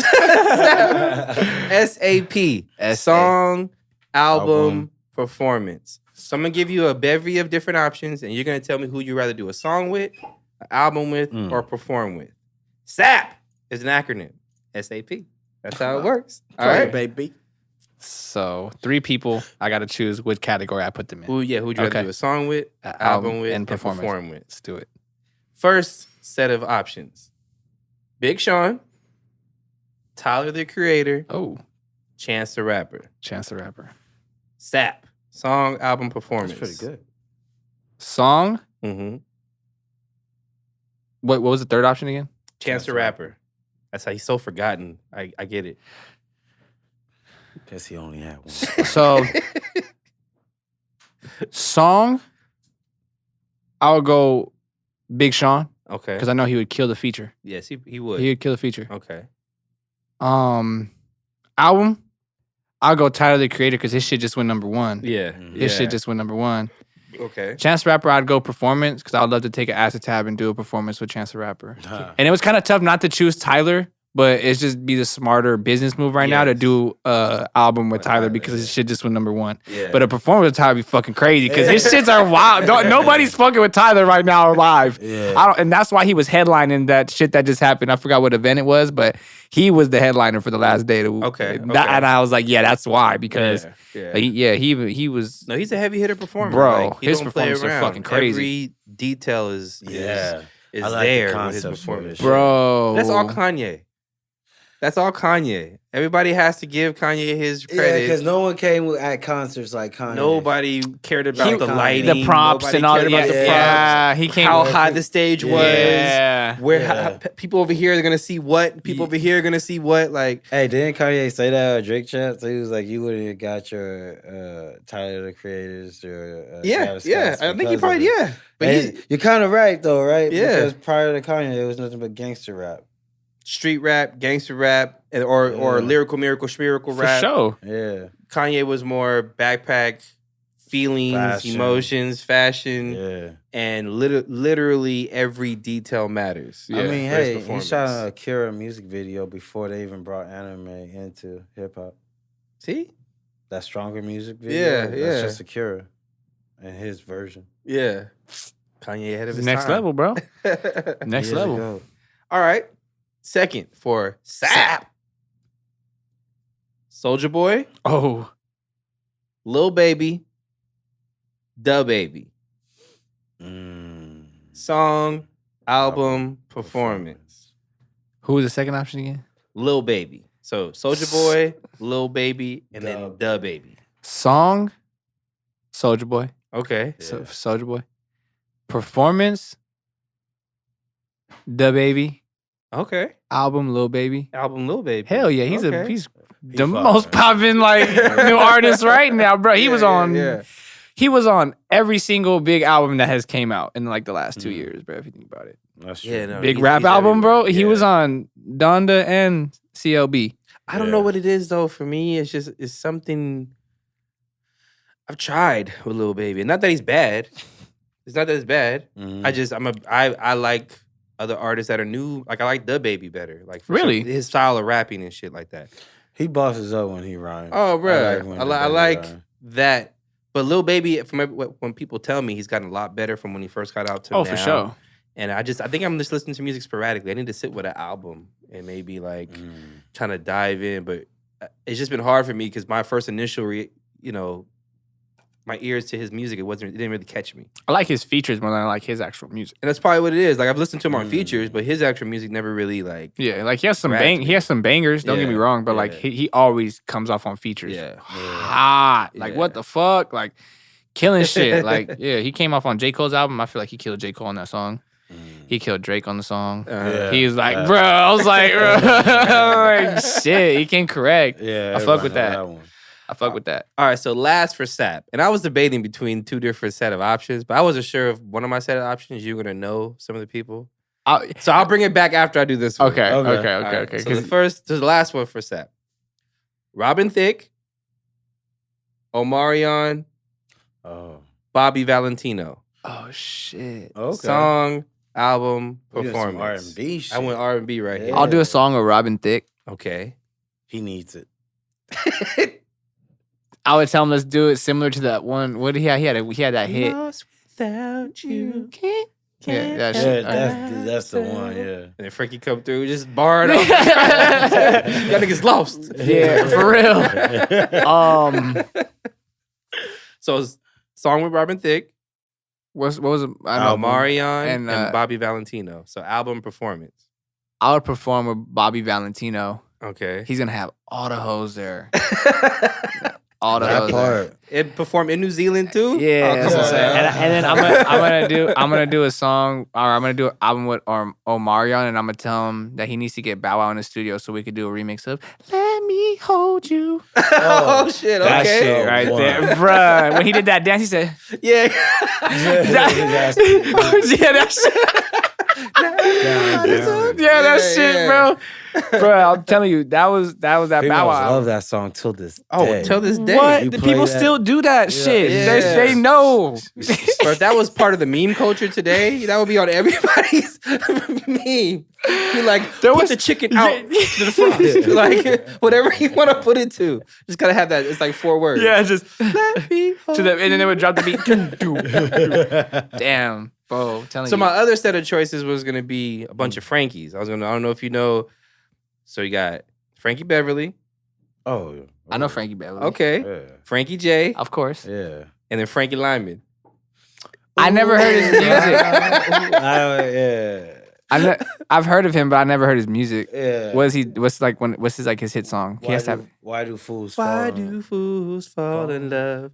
Why Why do birds sing so gay? Why do they fall in love? Okay. Why do they? I haven't heard that, but He was during the era. He was during the era where niggas had like the whole like gel. The gel. Oh, the Wolfie, yeah, the Wolfie. Yeah. They had a lot of shit in their Yeah, head. That was a lot of exactly. products. Oh, bro. Oh yeah, That to was get a black people's hair to do that. Pomade. That's Yeah. a lot of product. Hey, what's that pomade that comes in the orange? Oh, you talking about Grease? Whack? No, Dax. Oh, Dax. No, Dax is red. Murray's. Murray's pomade. Murray's. Murray's A pomade, lot of bro. Murray's going on right there. I used to love the way that shit smelled because one of my cousins used to use that shit for his hair because he used to do the blowouts. Remember when the blowouts were a thing, bro? And they used to use Jersey that, Shore days. bro, that pomade. I'm like, hey, your hair smells amazing, but how the fuck you gonna get all that shit out of your hair, bro? Fuck. I'm surprised you knew Frankie Beverly though, but you do have like He got old school yeah, soul. but say he has an OG. old school soul, so I A little bit, Frankie and OG. a little bit, yeah. So you dropped a song. This is asking. You dropped a song with Keflon Don. Yeah. What was shit called? The Mission. The Mission. Yeah. Yes. Keflon, just a backstory. He dates my girl's sister, so I've known him for a while.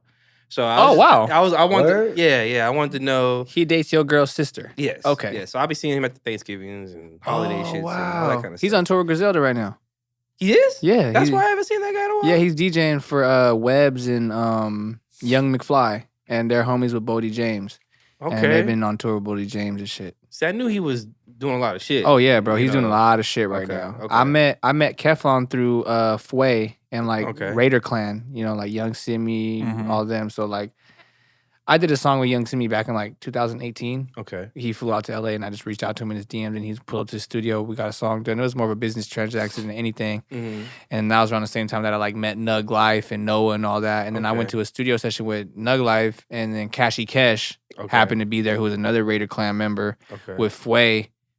Him and Fway were there. I linked up with like Cashy did a song with him. And then after that, me and Fway started linking up and shit. And then I got invited to the studio by Fway. Okay. And Keflon was the one that was engineering that. Okay. So we ended up just doing shit. And like, yeah, ever since then, Keflon's just been showing mad love. We have like a project in the works together right now and shit. That's so. what I was trying to. Yeah. I was trying to dig for a little bit. I was trying to dig for a little bit. We got something coming next year. You know, Okay, in the middle of the okay. year type shit. So yeah. Okay, how was working with Keflon? It seemed like it was pretty. The music I like. Of Yeah, course. he's a really cool dude, bro.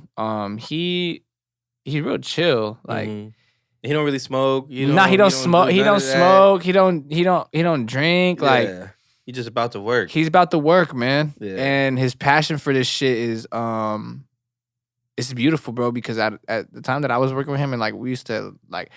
Before all the shit started getting super busy for him and like he started working at like big studios and stuff, we were in the studio like once a week. Mhm. And I remember him telling me just like, yeah, man, like I'm really about to take this shit to the next level. Like I'm really about to be in the studio. Like I know I'm just working my job right now, but watch, bro, it's gonna have to be different.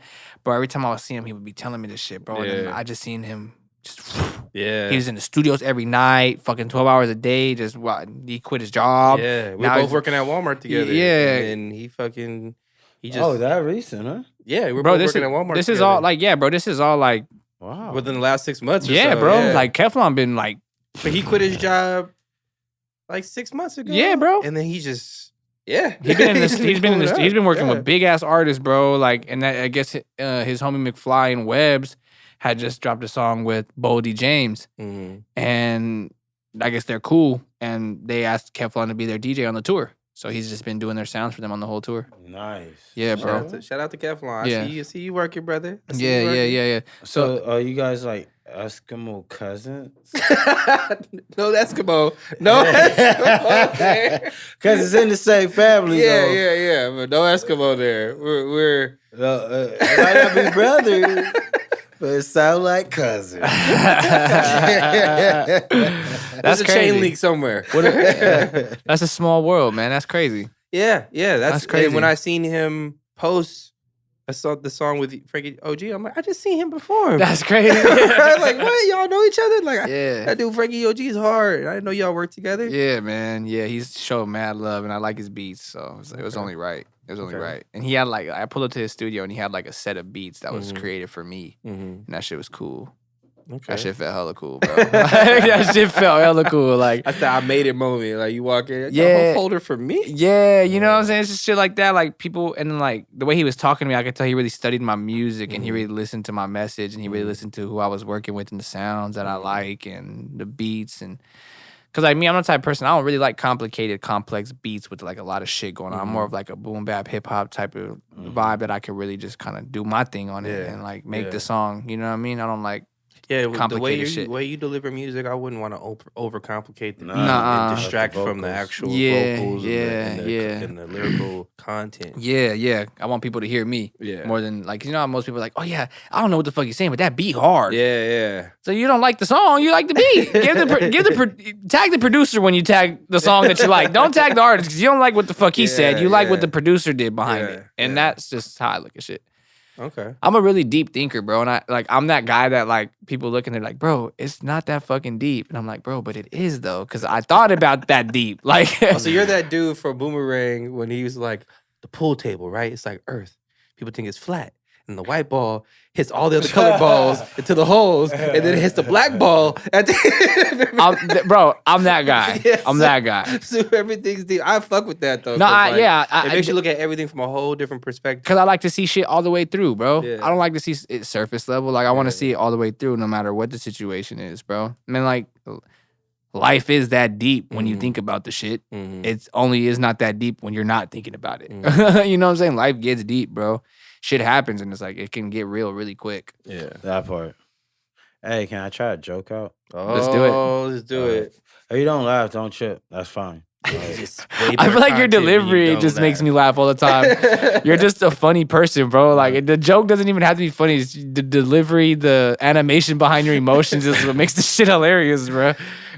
This one might not be funny though, so Let's do it. Let's do it. Kill your expectations. Let's do it. Kill them now. Let's do it. If it's not funny, don't laugh. Yeah. But all right.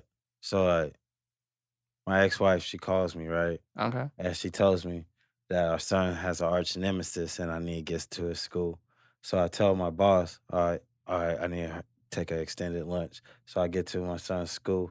Now I don't know much about this arch nemesis, but if I know anything about an arch nemesis, sometimes they create these devices that could take over people's mind or their bodies. So they could be anybody or everybody, and I couldn't take my chances. So I just started flaring on every kid I saw. Okay. Like, you should have seen it. Oh, shit. Tyson would have said it was championship. Everybody was just getting slept out. Okay. And so, like, you should have seen it. I already cleaned these kids' clocks. Yeah. So I get to the principal's office. And he tells me, you know, my son's in trouble because he was going around pointing finger guns at everybody, which I thought was ridiculous and pretty pointless. Because now there's a trail of tears of just 6-year-olds laid out towards the principal's office. Yeah, so that's what I know it's about punching kids. Yeah, it's right? about punching kids. I couldn't get over that part. That's the punch. That's the punchline. That's the punchline. It makes me laugh. So what do you guys think? That's what I should say in public. If set up correctly, yes. Yes. Right. Yes, use that shit in public. Yeah. Oh, Yeah. 100%. Tweak it a little bit, tweaking. All right. Yeah. Yeah. Well, yeah, that's the one I'm working on. And this has been the Comedy Hour by Tony. Yeah, I feel like that's a joke that you have to like build a little bit of a routine. Like, you're talking about some shit, and then it's like something leads into why that happened. Okay. You know what I'm Okay, saying? more context. More context behind Okay. why you're makes punching these sense. kids. That's fair though. Why? You showed to the school beating the shit. All right. Thank you for that, Tony. Yeah, it was thank funny. you though. for It was funny. Yes, yes. It was funny. Thank you. All right. So if you could remove a body part, which body part would that be? Woo! Hit you with the random. Now we're back in an interview. Yes. I'm removing my penis. I thought about that. Then I'm like, fuck that. I would lose it.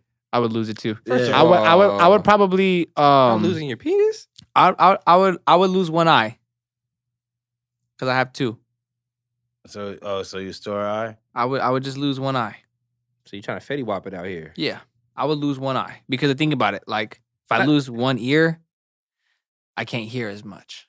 No. You're not losing it. You just detach it. It's Oh, it's detachable. That's why I said my penis. Oh, But I thought Earl, you see how I take care of my phone? Imagine if I was able to take my penis off. How many times I'd just drop it? Like, detachable. Excuse me, sir. Is this your dick? Detachable. Gotta keep it in the mantle in a case and only break that thing when it's time. Put it around my neck in a chain. You know how often that shit distracts you from what you want to get done? I would be able to detach like my fingers so that it could put my jewelry on my actual finger when I rest it. Oh, okay. At the crib. Player shit. Okay. Yeah.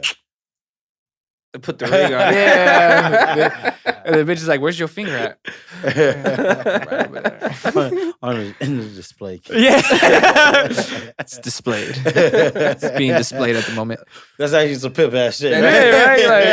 That is. Say something. Okay, you're moving the finger. Yeah. Bitch. Yeah.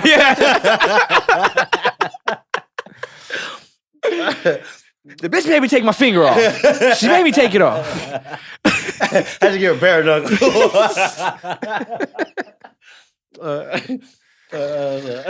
Damn. That's crazy. What body part are you removing, Tony?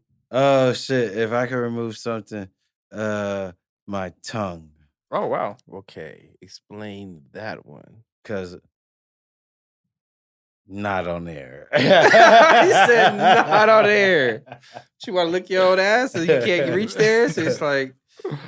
No, it's for when I come home at a certain time and a certain person asks where I've been. I ain't gonna be able to respond because I left my tongue. Okay. He'll be like,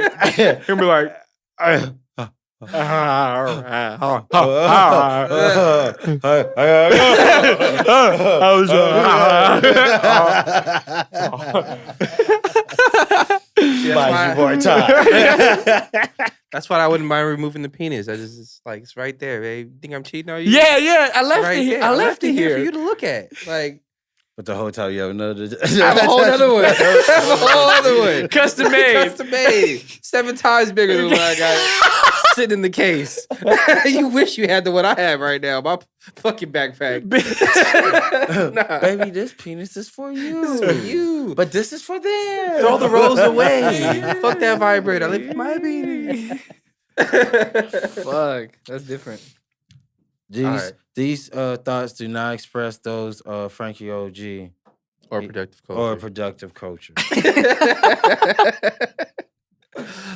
Gotcha. Man. That's for me. But third game? Third game. Oh.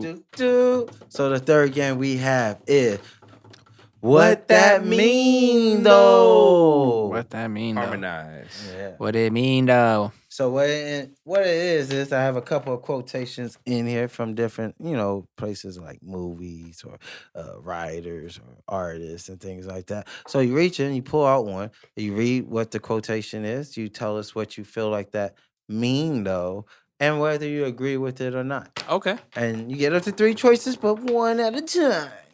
Let's do it. Party time. He be going to little kids' parties, still in their bags. They don't need all that candy. They don't need all that candy. Okay. So this quote is by Mr. Wednesday. The really dangerous people believe they are doing whatever they are doing solely and only because it is without question the right thing to do. And that is what makes them dangerous. The really dangerous people believe they are doing whatever they are doing solely and only because it is without question the right thing to do. Yeah. Damn. It is. It is. Yeah. I mean, I definitely feel like what this quote is saying is just like people sometimes get so caught up in a goal or set on an intention with their passion that they're willing to do anything and everything to get there. Okay. And in their head, no matter even if it is dangerous to everybody around them, they're doing it solely for a purpose. So it doesn't matter. And they're willing to do anything and everything. So that's what makes them dangerous. So I beware agree. those of the greater good type. You said what? Oh, beware people who do things for the greater good. Yeah. Well, sometimes Yeah. you know Thanos did something for the greater good. But it was a fucked up thing to do. It was. You feel me? But like he was But willing. was it? But he was willing. Exactly. He was willing to do anything for that shit. That's what made him dangerous. 'Cause Yeah. He was like, bro, I don't give a fuck who I gotta hurt. Yeah. I'll This hurt. is for the greater good. Yeah. But if you know it's for the greater good, Do you think you would have been blipped out? You think you've been blipped? I for sure would have been blipped out. hell yes, I would have been. Spider-Man got taken out. Iron Man got taken out, man. How am I going I was the first nigga like, wait, and I got the button and hit it, and then we're like, okay. Yeah. Bong rip real quick.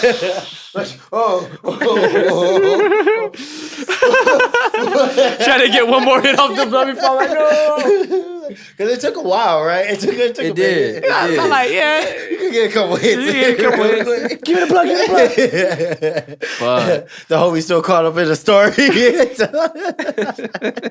I'm about to miss my shot. But I agree. another one, please. and another one, and another one. Okay. This quote is by Voltaire. I think that's her name. Voltaire. Oh, Voltaire. Yeah. Sounds like that Russian chick I was working with the other day. Does she has a slut bottom? This quote says, the most important decision you make is to be in a good mood. The most important decision you make is to be in a good mood. I mean, I wouldn't say that's the most important decision, but I mean, it's definitely a decision that you make. You know what I mean? You choose how you feel. Like, you know what I mean? You have control of your emotions. I mean, you don't have control of what people do, but you definitely have control of how you react and the way you want to feel. That's for sure. But sometimes you just don't feel good. So it's not important to tell yourself you're in a good mood because you need to feel the feelings that you feel. I was about to say, Wow. sometimes You feel it what I'm might saying? be right You can't mask feel that those shit. feelings. You don't want to mask it because then that's when it builds up. Yeah, and yeah. That's You got to what feel wild it. You out. got to feel. You got to feel that hurt. You know what I mean? Like, yeah. I don't agree with that. All right, last one. Well, last one. Abraham Lincoln. This is Abe Lincoln right here. Better to remain silent and be thought a fool than to speak out and remove all doubt. Sounds I like that. Sounds like he might have been arrested 1 or 2 times. I like that. Right like to remain that. silent. It's basically like, yeah, like basically like, you know, play dumb, listen twice as much as you speak. Yeah. Feel me? That's something you apply to your Oh, for sure. your walk of life. I would rather people think that I'm a dumbass idiot. That part. You know what I'm saying? Because, like, yeah, think that of me, bro, please. Because I'm out here doing my thug thizzle every day. Like, but yeah, like, especially like in a room where, you know, there's people that you can learn from, bro. You know what I mean?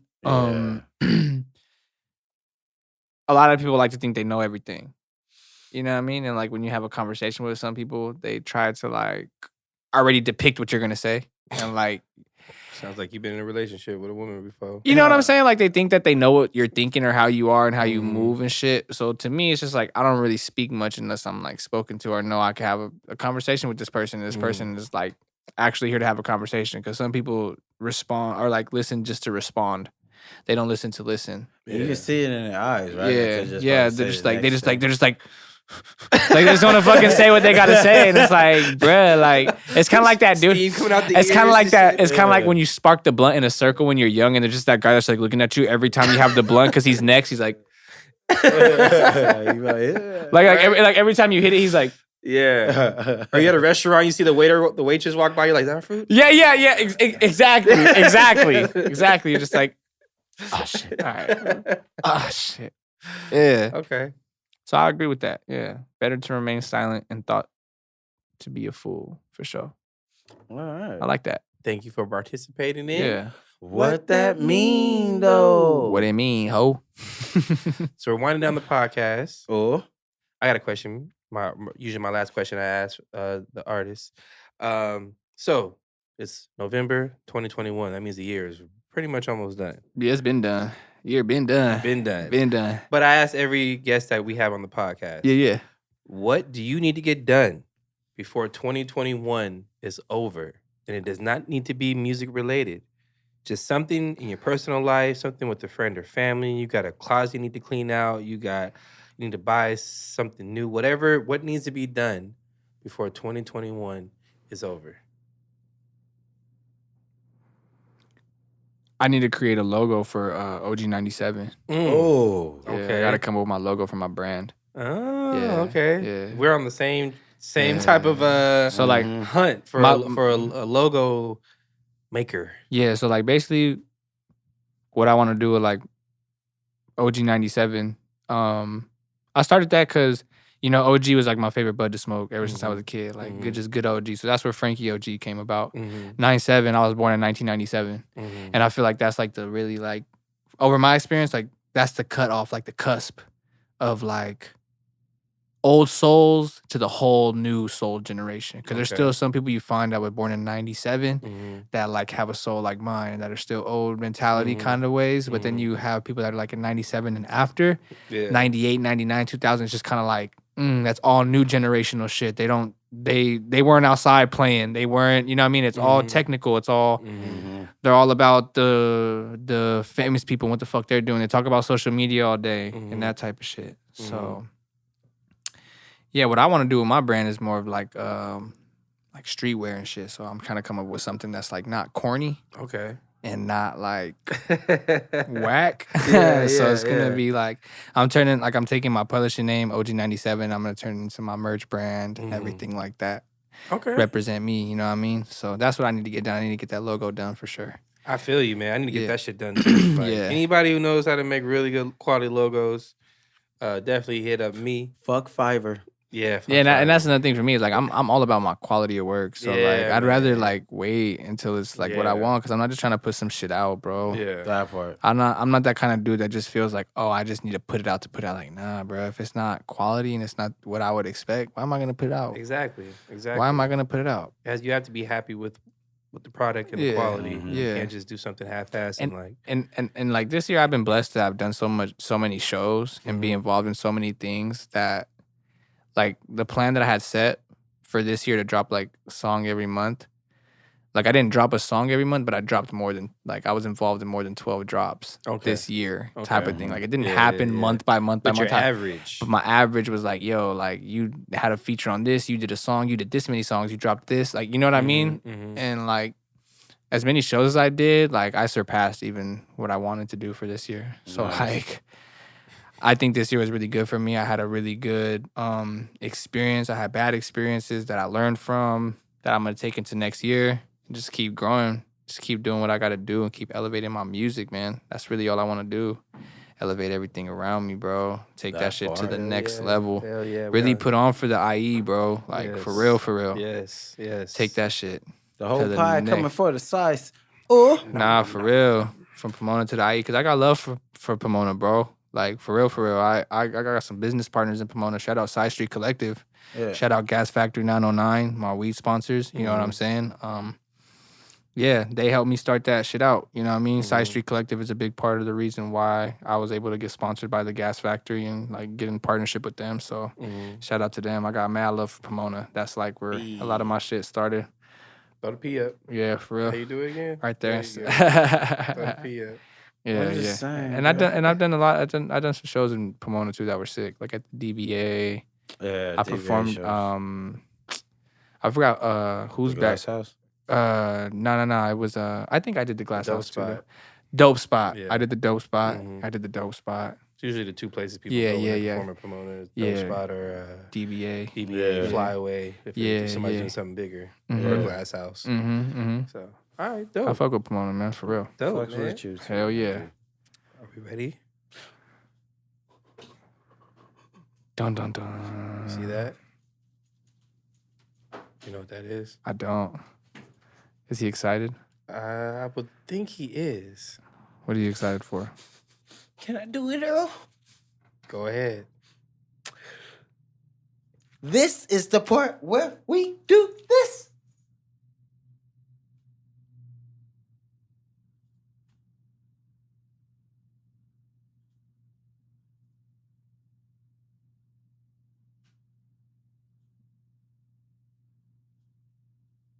He yelled it. I'm like, wait, I can do this all day. I'm gonna do this all. I'm not losing this one. I wasn't ready for a challenge. I should have blinked prior. I know. I seen it. Tony's eyes were like, I was like, I got him. It was because my position was a lot easier than yours. I chose the easy one. You did. But yeah, freestyle portion. Derps. Yeah. Shout out my dog, Nug Life. It's OG. Look. And I've been trying to find this way about my head, but it's not working. I'm still going till I'm dead. It's kinda crazy. I've been smoking all this weed. I roll up another joint. I take that shit to the head. And I ain't talking to no feds, cause I've been moving crazy. All this work up in my backpack got me moving daily. And I've been thinking hella crazy, like, what if I really make it? What if this shit really pays me? Shout out to ALT BLK, cause they wanted to hear how I felt today. It was a crazy day, but I kept it going, each and every way. Man, I'm never gonna stop.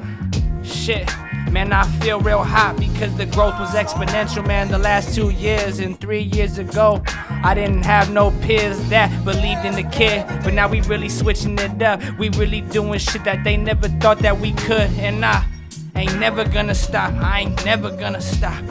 This is OG, we finna take it to the top. Roll up another one and take it to the head. And fuck it, my soul ain't never dead, OG. Hey. Shout out ALT BLK, Hey. shout out Nug Life, Hey. the Beat Dispensary, all off the dome shit. OG. Straight off the dome.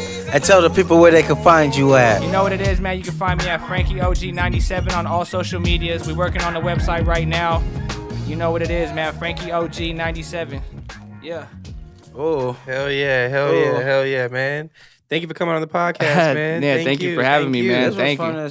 This was fun as fuck. Oh yeah, I knew from the OG coming on. I could tell by the energy it was gonna be good energy. Hell yeah, Good I was vibes. hella excited to come. Like I said, bro, like Conversation. I've been thinking about this shit since like last week. I was like, man, when Tony hit me up, I was like, fucking finally. I'm like, fuck. I was like, he hit me up for my email, and then it was like a week came by, and I was like, I'll see an email. Yeah. And then I got a DM, and he was like, number 14. I was like, let's lock it in, bro. Locked it in, bro. I swear, I was like, let's go. Like, hell yeah.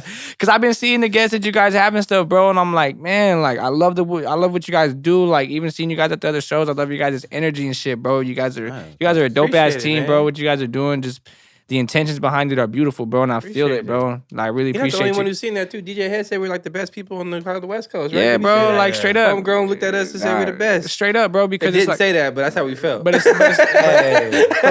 because you guys are just you, bro.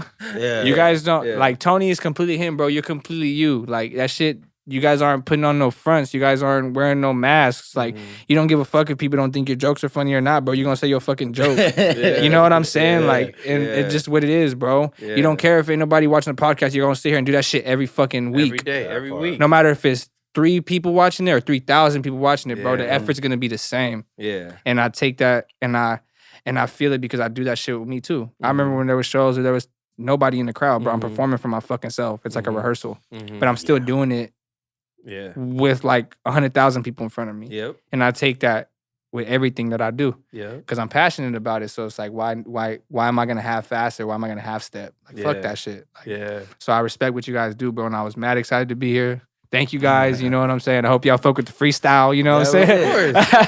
And that was off the Hopefully you dome. I come can back, tell. my G. Yeah, Come back, exactly. too. Oh yeah, for sure. Whenever you guys want, bro. You know what I'm saying? I'm trying to get me a Nug Life on here too. So Oh, yeah, yeah. yeah, Yeah, that'd be that'd be fun. dope. Me and That'd Nug be fun. Life. You know what I'm saying? So I love how you guys work together. I'm not gonna That's lie. a- when y'all do y'all thing up there, I enjoy it as a fan. It's like, hey, and I appreciate that post that you had on Twitter too about the tag team championship. That shit was fire, bro. I was like, when Nug seen that, he was like, yeah. He's like, we're lit, bro. I'm like, bro, I'm telling you, bro, we're lit. We're lit. That's literally the vibes because of how you guys switch off and how. Yeah. And it's crazy because he barely came up with that like at the beginning of this year. He was like, hey, bro, like, you know how like Kendrick Lamar used to be like J-Rock's hype man? Yeah. He's like, you know that, right? And I was like, yeah, I knew that. He's like, I kind of want you to be my Kendrick. He's like, I need you to be my Kendrick Lamar. He's like, I need you to command the stage, bro. Like, I need you to be my hype man. He's like, I'm not doing no performances without you. Yeah. We did it one time, and after that, it was just Fucking like, lit. just took off, bro. And like the first time I did it was in front of a big ass crowd, bro. It was like at LA Native show. Oh, nice. That shit was huge, bro. I was off hella shrooms, like, and it was just, the vibe was just so beautiful, bro. Like it was an indigenous gathering, and like the fact that Nug Life took me on that stage with him and gave me that opportunity just to show what I'm about, just like opened up so many doors for me, bro. Yeah. Like for real. And like even working with Nug Life, because all the hard work that he's been putting in, bro, it just opens up so many doors for me too when I'm working with him, and the way they see that we work together copaesthetically, and like it's just, there's no stopping right now, bro. There's really, I don't really see anybody, well, I shouldn't say anybody, but anything stopping me in Nug Life. You know what I mean? Besides ourselves. No, 100%. You know what I mean? Like nothing at all, bro. There's nothing that can get in our way. There's just nothing. The shit that we have planned, the shit that Nugs is working on, and just the way his mind works, it's just like, bro, he's a great, bro. He's one of the greatest for sure. And I don't even say that because he's my homie or my brother, bro. I really say that shit with like, he's one of the greatest, and he's going to be one of the greatest to ever do this shit, bro. For real.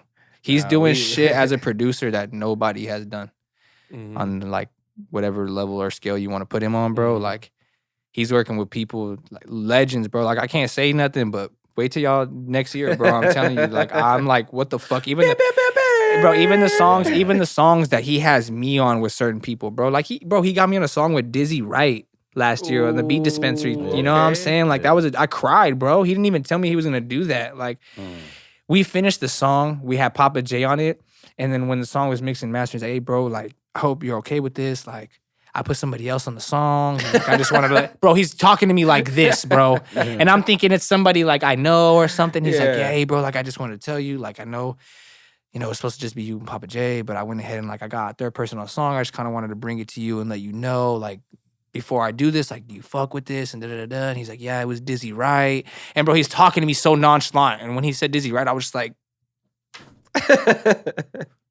bad.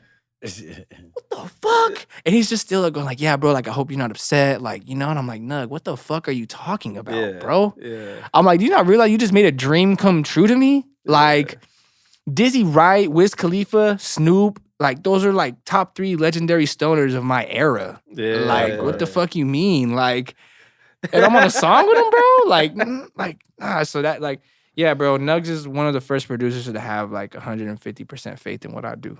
And trust. I could tell. Trust I could my tell. process. When we were watching you guys on stage, I could tell that he trusts me, chemistry bro. is there. He trusts you. You trust him. I trust like, him, and he trusts me, and I love dope. that shit, bro. Like I'm just fucking blessed, bro, to be able to have these opportunities to work with certain people that I'm working with, bro. Because people would gotta pay thousands to do some of the shit that I'm doing. You know what I mean? No, I For feel, real. I feel. For real, bro. And we look forward to more of what you're doing in the future. Man, I look forward to what you guys are doing too. I appreciate that, man. Thank you. you. Yeah, Thank hell you, yeah. sir. Thank Earl, you, sir. Anything sweet you want to say before we kick it? Man, just go follow me on all social medias. EAAAAARLPHEUS, Yes, sir, yes, sir. Earlpheus. And then follow WGM Labs, working with some fire-ass medical marijuana. So, yeah, go follow that as well. Don't follow Orpheus until he follows me back on Instagram. Oh, I'm going to do it right now as we talk. I had to unfollow him because he didn't follow me back, and I was gonna do it today. But I'm bad with the social media. Don't follow shit, him back bruh. until he follows me back. Because I'll log into Instagram and then I'll be on the alt black page and then I'll just High key is hard to keep up with all the medias, no? It Because is, you gotta it follow is. people on TikToks, the Twitters, the Facebook, and then we got the Frankie multiple OG. pages. Follow Frankie OG. Gotcha. All right, y'all I can got follow you. him now. It's Y'all not can because follow- he pressured me to do it. No, He didn't blackmail me or nothing. no, it's because he's genuine brother right here. And My God, yeah, man. thank you, man. Nah, Thank you know what it is, bro. All Thank you. love, man. Thank you, sir. And yeah, and be sure to check out the Alt Black Podcast on all social medias, TikTok, Instagram, Facebook, Alt Black Pod. Also, you could stream the pod anywhere where podcasts are available at, as well as YouTube. And check me out, Tony Asar, ASAR on all medias. Do a gang of stuff. Don't feel like plugging it, but I do it. Hee hee. Yeah. Shout out to you guys, man. Make sure y'all, if you're on the IE, tap in with the Gas Factory 909. They got the best 420 goods in the IE. Hands down, it's my sponsor. They literally supply me with the best shit that I have smoked in fucking years. So the Gas Factory 909, shout out to them. Follow me on social media, FrankieOG97. Much love to the Alt Podcast, Tony Asar and EAAAAAARLPHEUS, man. Thank you, Yes, thank you, sir. sir. Oh. And Productive Culture for letting us do this tonight here. Yes. For sure. Yes. And as always, Stay tuned, stay glued. smoke a Dutch and read a book. No cap. Boomy.